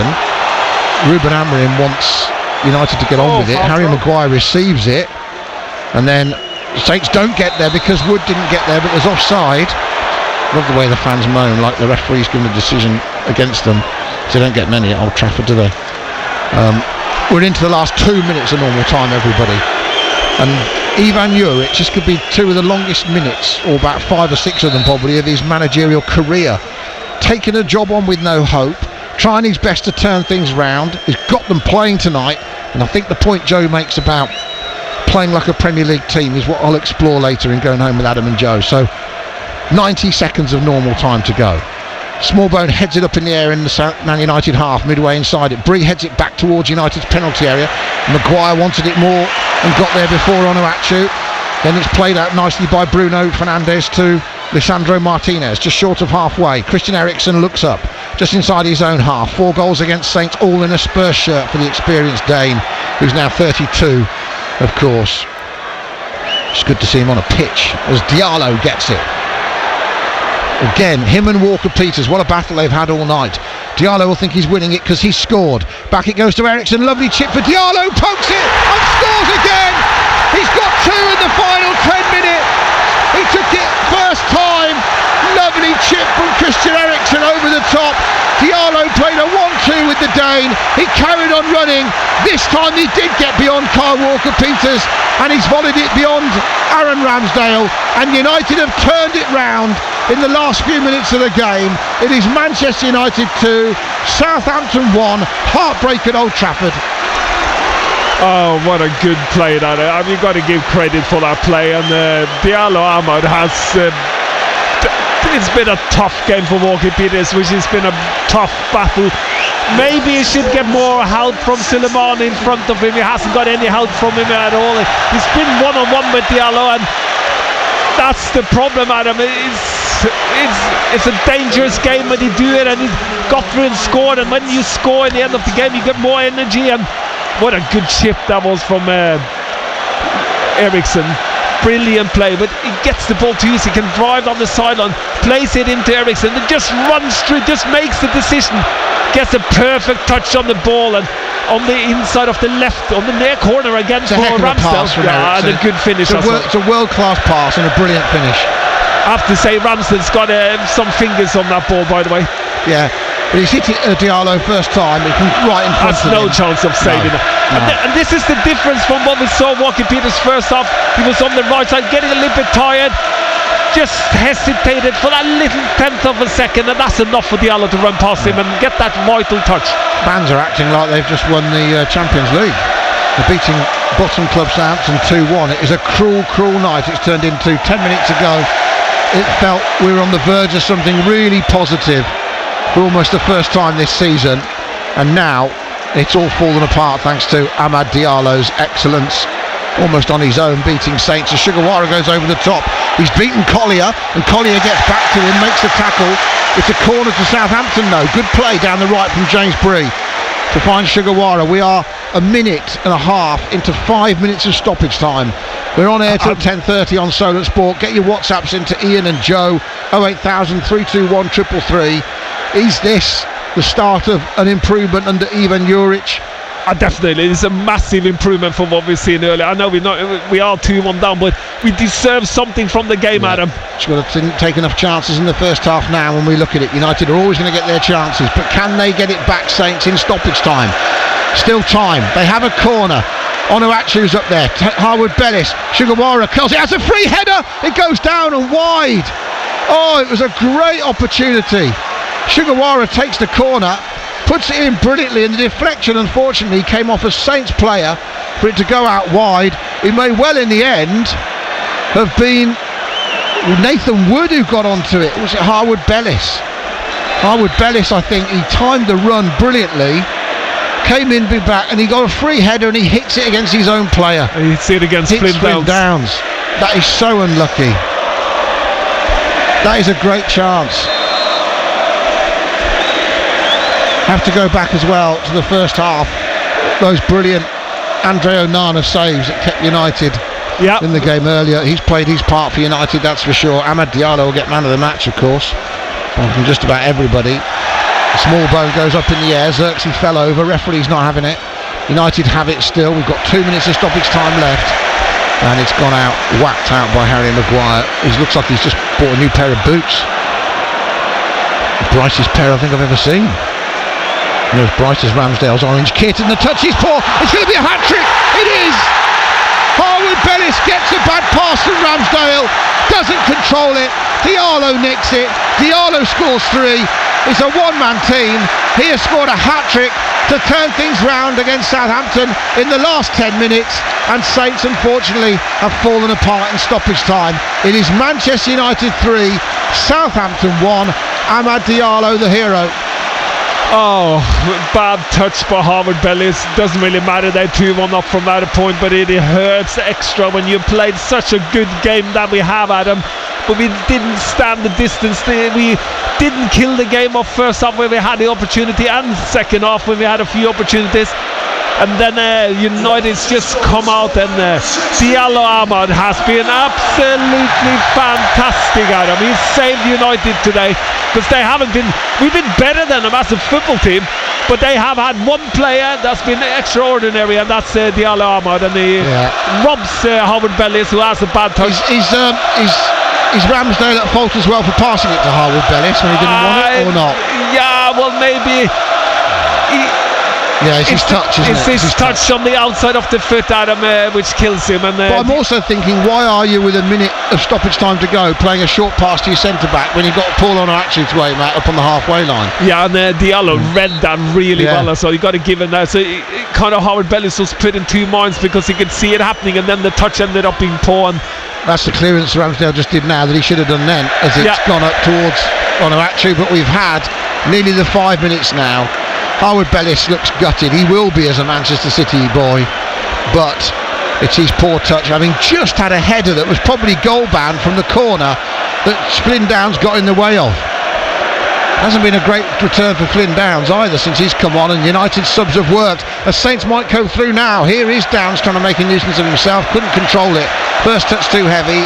Andre Onana clears it. Onana's had a much quieter second half, to be fair to him, and to United, as Diallo's got it again. He's up against Nathan Wood out there on that far side now, and this time he gets support from Bruno Fernandes. The space and time inside for Garnacho, goes to the byline. He tries to beat Ramsdale from a narrow angle, and Ramsdale puts it over the bar with a parry, and it's going to be a corner to Manchester United. We're nearly 6 minutes into that initial 5 minutes. I feel sorry for Ivan Juric, who set his side up brilliantly tonight, got everything right, and all he's been sort of not let down with, but just a couple of moments have cost Saints. A little bit fortunate for the first United goal, that it ricocheted back into Diallo's path to get them back into it, and the second goal was a lovely one too. So that's it. John Brooks blows up. There is no shock at Old Trafford. United get their first home win in 4 matches, but Saints unfortunately suffer their 19th defeat. And Saints, well, I'm doing them a disservice. It's not 19 defeats, of course, it's their 17th defeat, but still, that one hurts. It's the best they've played all season, possibly, for 80 minutes, and Joe Tesson, they just couldn't keep it going. Yeah, brilliant football all through to the 85th minute of the game, Adam, and then a little bit of skill from Diallo Ahmad, and it shows that in the Premier League, when you can't win by playing good football, you need individual players to step it up, and he did for United, and that's the difference. And if you look at the chances you had first half for Southampton, you should probably have had 1 or 2 more goals.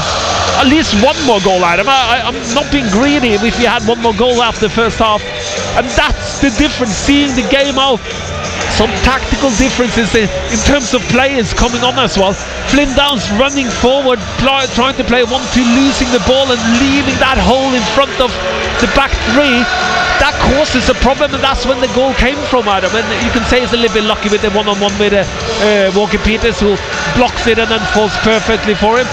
But that's the difference in terms of doing the right things in the right moment of the game, and we didn't in the end, Adam. And you got to play 90 minutes.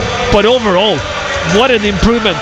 Yeah. I'd rather watch us play like this and lose football games than watch us how we used to play. I have to say, this was miles better. Well, what do you think at home? 08000 321 333 on the WhatsApps. Put Solent as the first word, please. Text us 81333 doing the same thing, and of course you can tweet us at Solent Sport. No points again for Southampton, but at least some positives at Old Trafford. Reaction to come. We're on air till 10:30. Full time. Manchester United 3, Southampton 1. This is BBC Radio Solent Sport.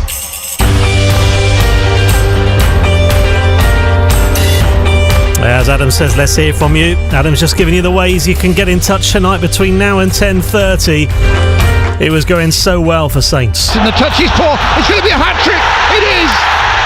Harwood Bellis gets a bad pass from Ramsdale. Doesn't control it. Diallo nicks it. Diallo scores 3. And Saints, unfortunately, have fallen apart in stoppage time. That was the third goal in 12 minutes for Manchester United. Post-match reaction to come, hopefully from Ivan Juric between now and 10:30 in a player. All of it going up on BBC Sounds as well as your latest episode of Going Home with Adam and Joe as part of your BBC Sounds series later. Unfortunately, dissecting a defeat on the home of live sport across the south. BBC Radio Solent Sport. Have you heard the secret stories from the south? Cascading grasses from both sides of the walkway. A botanic garden steeped in history. The underground vaults of a city. Vaults that we still have access to. A library where the books are chained to the wall. He built it so the library books did not touch the back walls. Hear the hidden stories behind the history of the South. It's mad to think that a little island on the south of England, it was ahead of leading rocket technology in the UK. Just download the BBC Sounds app and search for Secret Hampshire, Secret Dorset or Secret Isle of Wight. And click subscribe so you will never miss an episode. Ian Wilding. BBC Radio Solent Sport. Let's go straight back up to Old Trafford. Joe Tessam is there, and Joe really thought tonight was going to be the night. Yeah, we were so close, Waldo.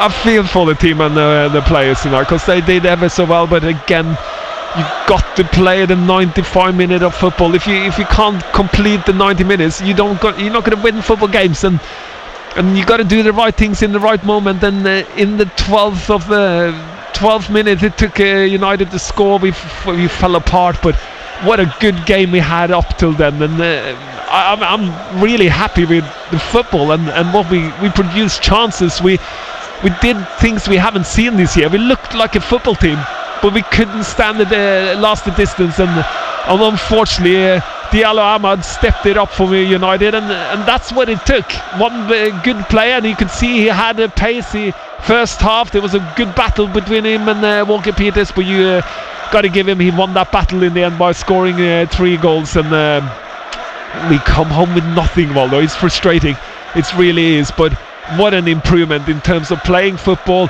being organised, being on the front foot, all those things we had talked about, and winning and playing turnovers, making United look like a really average team first half and parts of second half. But the thing is, when United makes change and then step it up a little bit and make things better, and you got to be organised, and the players that comes on got to step it up to the level that we had with Ukachuk, Joe Rebo and Fernandez before they got tired and got taken off. You got to come on and be hungry, and I think tactically we got a little bit wrong there, and especially with the sign that Xerxes was kind of getting involved, laying the ball off. That is what the players need to talk about, and Bednarik should have been kind of gone to either Smallbone or Flynn and say, come on, help me, I'm getting too much. As same as Walker Peters should have gone, Suleimani, you got to help me here. I'm one-on-one, is causing me problems, got to come and help me. And that's the communication between players on the pitch, and that's cost us. That's the thing in top football. You got to get those little details correctly, and we unfortunately didn't. I'm really gutted, because that was a good football game. A glorious failure, says Clive from Paul, is a phrase that comes to mind. Poor old Saints. Paul says, I don't feel sorry for Juric. Wrong subs again, like being 1-0 down, then losing 5-0. Much better performance, says Paul. Chris says, sick as the proverbial parrot. And this one from Paul Shire from Yeovil. Shame about the final result, but Saints have been brilliant. No real complaints. A few things going United's way, as usual. Brilliant commentary. Thank you to you, Paul Shire from Yeovil. And as you say, they had the chances, Saints. There was one chance, wasn't there, straight after Saints went 1-0 up. You think the opportunity, and we had this message here, Joe saying, if only we had a striker, says Mark Newman. Yeah, exactly, and this is the quality. You got to have that quality to finish it off. That chance from Fernandez after Dibling's gone through. If Dibling does ever so well, and one of his weaknesses as well is the goal scoring, taking the goal scoring opportunities when he gets it right with his left foot and gets it on the left foot. But then Fernandez, when he picks up that rebound, can chest it in full control of the situation, smashes it like a lot of us have done in that situation, hits the keeper. Okay, give Onana a little bit of credit. Anywhere else and hitting on Onana, it would have been a second goal for us, or that would have been the first one because we scored after that. But that's the difference. And Sulemana coming through after running in his circles against Euro on our left hand side, comes through, tries to shoot, does what a striker should do, but has he rolled that ball to the side, and Tyler Dimlin could have tapped it in. That would have been the 2-0 goal in the second half, and that probably would have killed the game off. And that's the small details in football that got him winning football games. And then United never gave up and made good changes. We went up for it. Kevin in Germany says, I was coming back from choir practice tonight. I checked the score. It was 0-1 to our Saints with 10 to play. I was so happy I told people around me about it on the tram. Then it was 1-1 with a few minutes to go. Then I come home, check the score and see it's 3-1. He says, what? How did that happen?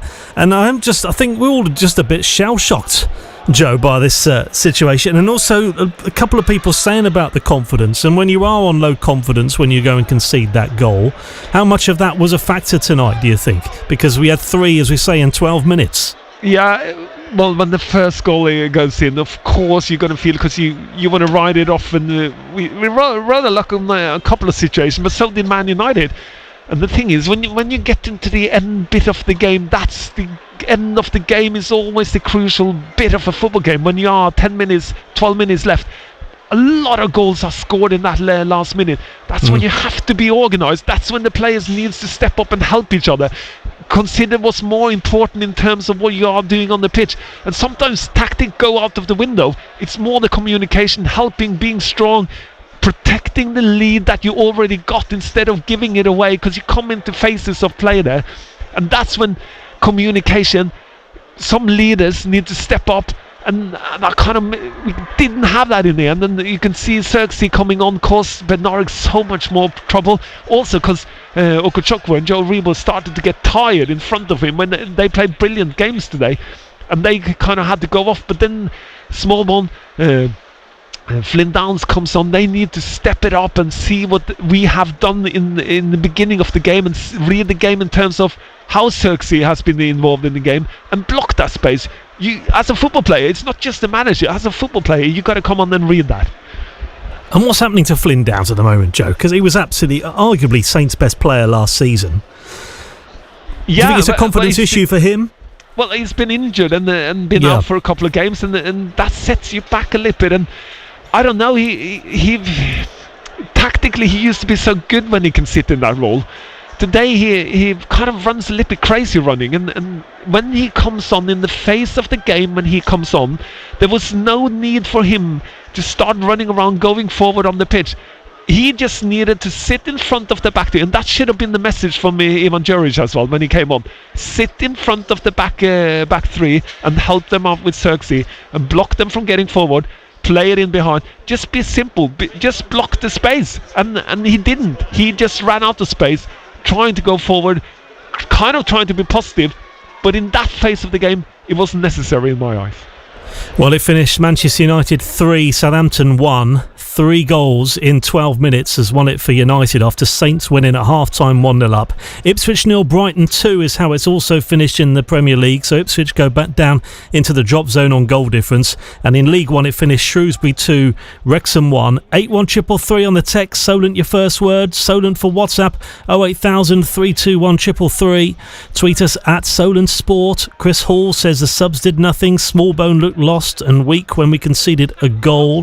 What this game shows, says Jamie, is we cannot finish our dinner, and over half the squad can't play Premier League football. Smallbone and Downs are awful in the middle, and in 3 years or more I simply cannot remember Smallbone sprinting, says Jamie. That's quite a statement there, Joe. Kenny Nash, but I can see what it means, because Smallbone kind of floats around on the pitch. He doesn't kind of accelerate or exploit or use his speed in the way he does. But the thing is here, when we made changes, we put kind of very experienced players on the pitch with Adam Armstrong, Smallbone and Flynn Downs. You would think that is a good change in the moment of the game. Yeah. And we lost the game in that moment. So I think Ivan Juric is going to go back and be very disappointed with him when he comes in. And yes, Diallo Ahmad is the difference. But I think he's going to look at that and say, where did our game go wrong? Where, from that 85th minute, where did it go wrong? And I think that is one area he's going to look at it. But he had to make a change because Okechukwu and Joe Rebo was clearly quite tired after playing a really good game, and Fernandez was starting to get a bit tired as well. So that's the difference. Stephen Wellow says the result is the same as under Martin, one step closer to Derby's unwanted record. That now remains the only thing they can achieve this season, and I'm not convinced they will avoid that embarrassment. One of the worst teams we've ever seen, and Southampton are the club in the country with all the unwanted records. These players are semi-professional on a professional wage. Dreadful, says Steve from Wellow. This one from Ken in Ashurst says best performance by Saints so far this season, not helped by poor refereeing decisions by John Brooks. I would give Anthony 6.0 for diving, and the referee bought it. Should have been a yellow card. We need our subs to get to grips quicker with the game. Try again on Sunday against Forest. And talking of the subs getting to grips with the game quicker, it's so vital now, Joe, isn't it? It's not like 3 substitutes anymore. When you've got 5, we've been talking about Bournemouth this week about when everyone's fit anyway. Sometimes they start with a couple of key players on the bench. They make them better. So it's so crucial when half of your outfield players can potentially change in the second half. Yeah, and that's where you are when you're a decent Premier League team. You have not just national players on the pitch, you have national players coming on from the bench, but you've got to be hungry when you come on. You've got to learn it. Yeah, no one wants to be a sub. I know how it is when you're a sub. You want to play, you want to start because that's the rhythm of football, rhythm of your fitness and thing. But you've got to learn to take that job as well. When you are a sub, you've got to come on and you've got to sit there and kind of watch the game a little bit as well, individually, see where the problem is before you come on. Prepare yourself, not just sit there and watch it and be sulking because you're not starting or anything like that. Because when the game is started, you got to watch it and see how the game develops. And when you sit from the substitute benches, you can see clearly what the problem is and where the spaces are opening up. What the problem was with the Xerxes receiving the ball and holding it up and causing all sorts of trouble for Bednarek. And if you then come on as a midfield player, I'm not trying to pick on Flynn Downs and the small one all the time now, but when you come on, you got to kind of block that space, help them out, because that is causing the problem, and that's more important than scoring another goal because you're already in the lead. So you got to think about where are you. Okay, 12 minutes to go, 15 minutes to go. Can we get through it? Do we need to score another goal? No, we didn't need to score another goal. And in that moment, we didn't. And that is kind of the small differences. And that's where the other teams are better than us at the moment. Well, Yuki Sugawara is on the way for you very soon on Solent Sport. That will also be going up on Sounds. That's on the way. Better performance, says Jim in Fareham, but after Dibbling went off, we offered nothing and didn't defend deep to hold on. A team low on confidence. Such a good performance in the first hour, says Chris. I think Juric deserves more time from fans already judging him. A shame that our subs weaken the team so much. It's the hope that kills you, says Chris. And it certainly is the hope that kills you. Keep those messages coming in between now and 10:30. We're reacting to this game in depth with Joe Tessam. So Manchester United 3, Southampton 1. Message here. If the manager doesn't realise, says Car 54, that Lallana should be on the pitch, maybe he is not right for the job, says Car 54. Lisa the nurse has got in touch, Joe.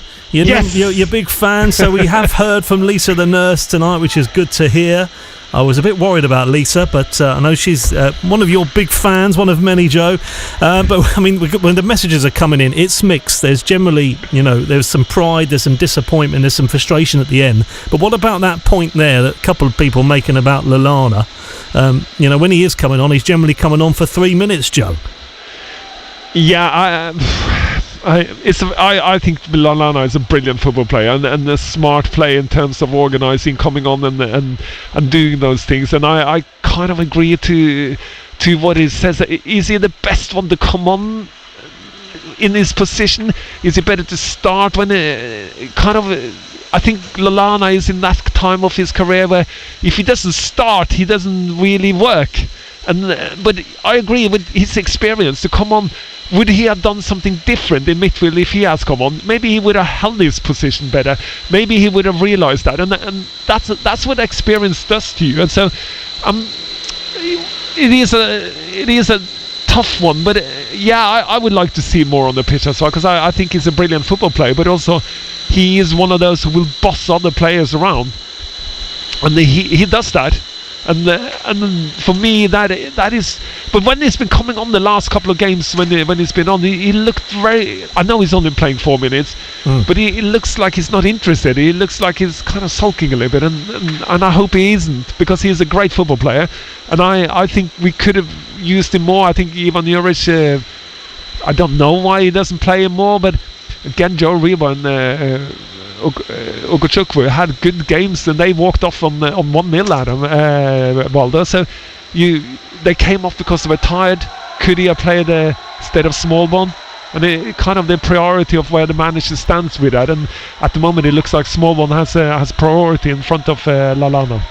Okay, we'll come back to Joe in just a second. Yuki Sugawara has been speaking to Adam Blackmore. Yuki, you've got to be all so disappointed because you played so well. Yeah. To be honest, I don't mind if I play good or not, because I just wanted to win this game, because we played well in Old Trafford, and until 75 minutes, we really control the game, and with the ball and without the ball. So we had to take minimum 1 point, but we got 3 conceded goals. That's really hard to take, but yeah. It's best performance of the season, even though you lost? It's close, isn't it? Yeah, it's really close, but I could bring some more my strongest point, like in attack, like bring the good crosses and make a chance create, and run a lot, run for the team, fight for the team. I could do a lot more, but against Manchester United in Old Trafford, we really control the game. I think that's the best the team has played all season in that first half, maybe. Yeah, I really think so. We really feel well, after the first half, and the dressing room, we said, we have to do more. There was a really good feeling with the team, as well. How hard is it? Because you can go to Nottingham Forest now feeling better, but you've lost. So how important is it you all be positive about what you did tonight? Yeah, it's really hard to take about the result, but if we think about positive things, we have so many good things until 17 minutes. That's a really good and positive things to prepare the next game. So I think just prepare for the next game. And we have to see the good things and the improvements as well. Yuki Sugawara there. That will go up on Sounds. We got Becky Want 15 minutes away, late night Becky on BBC Radio Solent. Right now on Solent Sport, though, we're reflecting to Manchester United 3, Southampton 1. It was a kind of a short but sweet chat there, wasn't it, Joe, with Yuki? Do you generally agree with the comments he made there about the performance, and that, that first half performance is pretty much echoing what you've been saying? Yeah, that's good. Then I'm doing my job well. Exactly. Well, we had somebody, Patrick from Dorchester, thinks you should be a manager, Joe. So there we go. Yeah, okay. Has he got a job for me? We'll have to give you a pay rise to stop you going anywhere. Yeah, no, it's good. Of course, he's got it. Like I am. I'm gutted sitting and watching it, because I thought they did so well. They deserve so much more out of this performance, because they do. They do deserve a lot more than what they got from this. And you can feel for him. For me, sitting as well, watching a club I support as well, you kind of. You sit there and when that first goal go in, you're gonna sit there and can we just get through it? Can we just be a little bit smarter? And you sit seeing some small details which you are getting wrong, and that's the difference from us kind of getting anything out of the game and then ended up losing it with 3-1. And it is heartbreaking, and football can do this to you, and obviously it has a lot to do with confidence and where we are in the table and how our season has gone, but because it's difficult to turn things around when you are in that kind of negativity, or the thing how we have experienced the Premier League so far, and we are kind of running it into ourselves ground, and when things goes against us, it goes double against us, because we have no other experience this season than having negativity when other team scores against us, and that's what happened when that first goal goes in. Ashley in Highcliffe, Joe says, showed promise tonight. Juric is the first manager to get Sulemana playing well, and pairing him with Dibbling has been a masterstroke. However, we just don't have the depth needed in the squad against a team of world-class players, and that's the difference, says Ashley in Highcliffe. I totally agree. That is the crucial thing, and we are back to this the squad we got in what. Ivan Juric have got max out of what he can get out of the squad, and he's organised them, he's helping them, he's doing everything a manager can do for the players, and Sulemana is a clear example of just come in and help him, get him fit, believe in his skill, and tell him that he's got good skills, and try and make him feel like positivity and not criticise him for everything he does, and suddenly he grows up as well. Because you've got to remember, these guys are young men, they are young people who are learning and being talked down to. No one likes to be criticised. I don't like to be criticised, but it's part of your life as a football player to be criticised, because you need criticism to get better. But sometimes criticism can be wrong in the way it's presented, and when you present criticism in a negative way, which I think we have done to Sulemana, and some of the managers have done that, he's going to feel that. He's going to go into shell, and I think that's a natural reaction as a human being. And now Ivan Juric has come in and changed him, and he looks like a million miles away from him a couple of months ago, and that's good to see, because he is turning into a weapon for us, and we need that. Unfortunately, Dibbling got injured. I think that was an unfortunate happening in the game, because I think Dibbling would have been able to last the distance. He looked like he was in the game, and he was doing the right thing, working hard, also being the threat. And that changed a little bit when he had to go off, and he got injured. That's why he went off. Ivan Juric didn't have any choice to take him off, because he could hardly walk when he walked. I hope he's going to be okay for Sunday, but I'm going to dump that because it looked painful. Well, let's hope so, because if he can stay fit, I'm intrigued. I don't know about you, to see how that partnership's going to develop, and those two playing together with Dibbling and Sulemana. Yeah, but what it does, because it's so much pace up there and threat in going forward, and that helps the team in terms of possession football. It helps the midfield play because they got more space, and that's a total different to what we saw with Russell Martin, where when we had no one up front, we had no one pressing, no one going forward, and then the kind of crucial tactical moment for a manager is that when you see Diallo Ahmad get so much space, could he have stepped in and helped Walker Peters a little bit more on that side? And I think Ivan Juric will sit afterwards and said, "Oh, I should have helped him more and stopped that from happening." And unfortunately, he then poked in a hat-trick and killed the game off. Dave Hunby says the ghost of Russell Martin looms large. This one says it's been an ego wreck. One man's ego wrecked a complete season, says Dave. And St. Dom says, crying out for Archer, who warms the bench, but we get to see Smallbone, Adam and Downs instead, says Dom. St. Dom on Twitter. I kind of, when that change came and Dibbling had to go off, what worked for us was the threat of the pace and the kind of skill of going forward and pushing the back three of United backwards. And when Dibbling went off, we just had Sulemana on the left, and I thought I would have changed like for like there. I thought it was the wrong change in my eyes as well, because I would have put Archer on, because I thought that would have been a little bit more similar, someone with pace, someone who's more of a threat, and I think he adjusted to it by putting Adam Armstrong on Lippid a couple of minutes afterwards, because he realised he lost that little bit of threat, and then suddenly just fell apart. And these are the moments which, again, I talked about earlier. You got to cherish and take care of those individual moments, one-on-one as a team, stepping out as leaders and helping each other when you come to this certain end phase of a football game.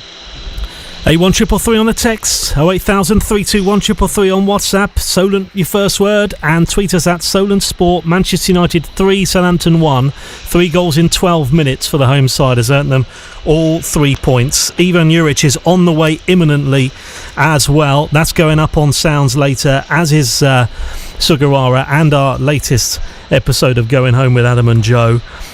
Joe, it's just like, that winning feeling after a game. Saints have had it once this season. Into 16th of January now. It's just, how tiring is it getting now for you? Because, week after week, that buzz that you get after 3 points. Obviously in the Championship, it was, about 15, 20 times by now, this time last year. Honestly, I'm gutted. I'm gutted watching it. I'm because some of the stuff we produced in the beginning of the season, well, it was absolutely shocking. I was like looking at it, and you kind of had to close your eyes from the mistakes, the way we did things to lose football games, and putting players in such difficult positions as we did. It was scary, and it was like we weren't even in the Premier League in the way we played, and now we finally, and this is the difference. If we had this kind of system or kind of leadership from the beginning of the season, and I know someone kind of poked into it by saying that Russell Martin has ruined our season, clearly would have been different, because we look different in terms of competing in the Premier League. We go to Old Trafford, we 1-0 up till it's about 12 minutes, 15 minutes left, and then we lose the game 3-1, which shouldn't really happen. But and this is the thing, which we have started and had a little bit more points in the beginning, a little bit more confidence, and a little bit more kind of routine and experience of seeing games through and winning them, which I think we would have had with Juris from the beginning, because he plays a more simpler style. You might have got through these games, and it's a learning process. It's a tough learning process, and I'm gutted watching it, because I don't want the club to go down. Well, talking of Ivan Juric, he's been speaking to Adam Blackmore. Ivan, I know you are disappointed, but there were so many good things from your team tonight. No, I'm agreed, but I'm angry, disappointed, because I think we did a great game for 75 minutes, and then there is a moment you have to be much more, I don't know the word in English, but you cannot play like always good. No, there is a moment you have to be much tougher, win some free throws, win some foul, be more experienced, and then we lose one game that we didn't deserve to lose. In English we would say game management, manage the game. To manage the game. So the first goal, you're angry, the ball lost in midfield, yes, and then on the play. No, we did, even before we did something that we cannot do in that moment of the game, and what you said, like real ball is managing the game, and we didn't manage these moments, these crucial moments of the game, when you have to win some foul, losing the time, go to the free throws, then press, and we were very bad in that. The only other thing I can criticise your team for is not scoring more goals, because they had some wonderful chances to score goals. You scored one, could have had 3 in the first half. No, absolutely. We prepared the game really well, and the guys didn't everything what I asked to do, but we have really lots of chances. You have to score more goals. We score only 1. I know I'm positive, because I saw one team competing, playing really good football, and disappointed now with the result. We have to think about next game immediately. I want same performance. The ex-player who works with me on the radio said that is the first time we've looked like a Premier League team competing at a level all game. So you must be pleased the progress you've made. No, I think that the team has value. For me, we have to work even more, to be like more intensity for 95 minutes. It's not easy to change during the season method of working, and we have to be careful. But I think the team has value. Dibbling came off injured. How is Tyler Dibbling? We will see tomorrow. He has problem with the ankle. I think so. So you've only got a quick turnaround to Nottingham Forest, just 3 days. but you have these positive things to take to that game, yeah? We have to repeat the same game, same mentality, preparation. It will be like massive. We have to play really well. I think we owe to our fans, and today there were a lot again, and we deserve more, I think so. Ivan Juric, Saints boss, let's go back up to Old Trafford. Patrick in Dorchester says, as Joe said before kick-off, our players are not good enough for the Premier League, but let's look positively to the future as we could still win the FA Cup. So Patrick's still staying positive. Joe, Ivan Juric, mate, you got a bit of a shout out there as well in the interview. Your thoughts on what you heard there from Ivan? I agree with him. He's spotted... I agree with him. It's probably what I've said without repeating myself again. But he spotted the same thing. He spotted the moments of football games that you got to take care of, and those are so important. They are really, really important. And he realised that, and that's when you kind of go in as a manager and analyse the game afterwards. He needs to start to kind of go back and I would anyway. He would go back and say, did I give the right message? Did I tell Smallbone to do the right thing? Did Adam Armstrong, was he doing the right thing? Flynn Downs, when he came on, did I give him the same message? And these are the things you got to rotate in your head and analyse, because you got to get them right, and in right moments of the right time in the game and phases of games, which you go through. And that's what he's talking about. The phases of football, different. First half, bang bang, we are good, we're pressing, we're scoring, we're stopping Man United from scoring on the other end. They had some chances, but we had more. And then you can go and come in and think about, should we have had more goals? But then the game is 1-0, so you got to focus on that. And then you come to that phase, like you talked about 75, I think it was a little bit later, but come to that moment. What kind of phase are you in now? Are you in the phase of going to get a second one, or are you just going in the phase to get out and win the game 1-0? And that's what you manage from the touchline in my eyes. But he needs to get help from the players, and good Premier League players would step up. Or I can put it in a different way. Good player with experienced player with habits of winning in the season would probably go out and talk themselves into winning that game, or help each other, or put each other in good positions. Okay, Joe, great stuff tonight. Thank you. Safe trip home, and going home with Adam and Joe. Plenty to discuss tonight.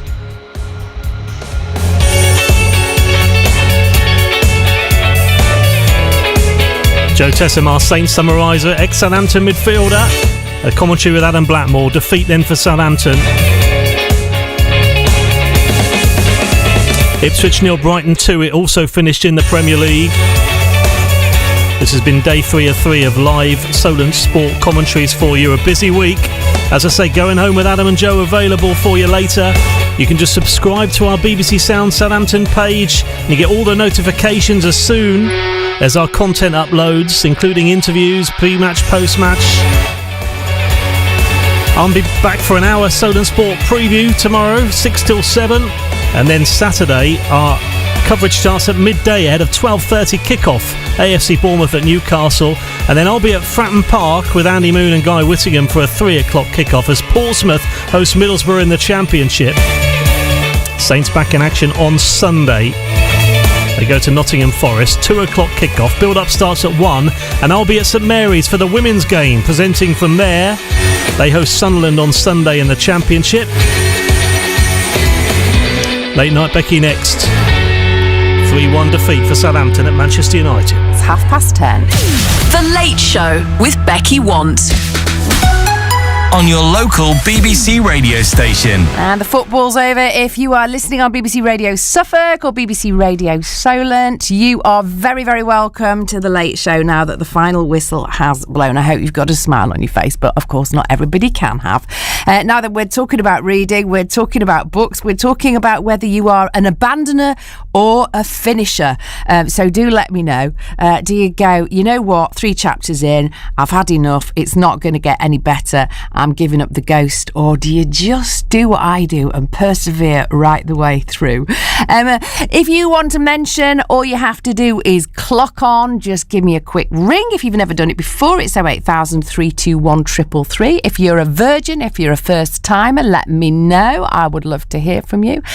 Sheila in Thurrock has clocked on. She said, ever been sick of looking for something you need online and can't quite find what you need? Sheila, can we help? I mean, you have really whetted my appetite there. And call me nosy if you want to. And I have been called nosy before, but what are you looking for? Let us know, Sheila, if you dare. Teresa and Mick have clocked on. Stephen is 75 today. Happy birthday. John in Shipley, William in Royton, John in Newcastle and June in Worcester. Paul from Chorley clocking on for my last one of the week. Yvonne and Steve from Redditch. Andy's in Cobham clocking on for the first time this year. He said, looking forward to listening. Have a great show. Thank you. And Dave in Halifax said, greetings from West Yorkshire. Looking forward to the final part of Dave Fishwick's road trip. Yeah, aren't we all?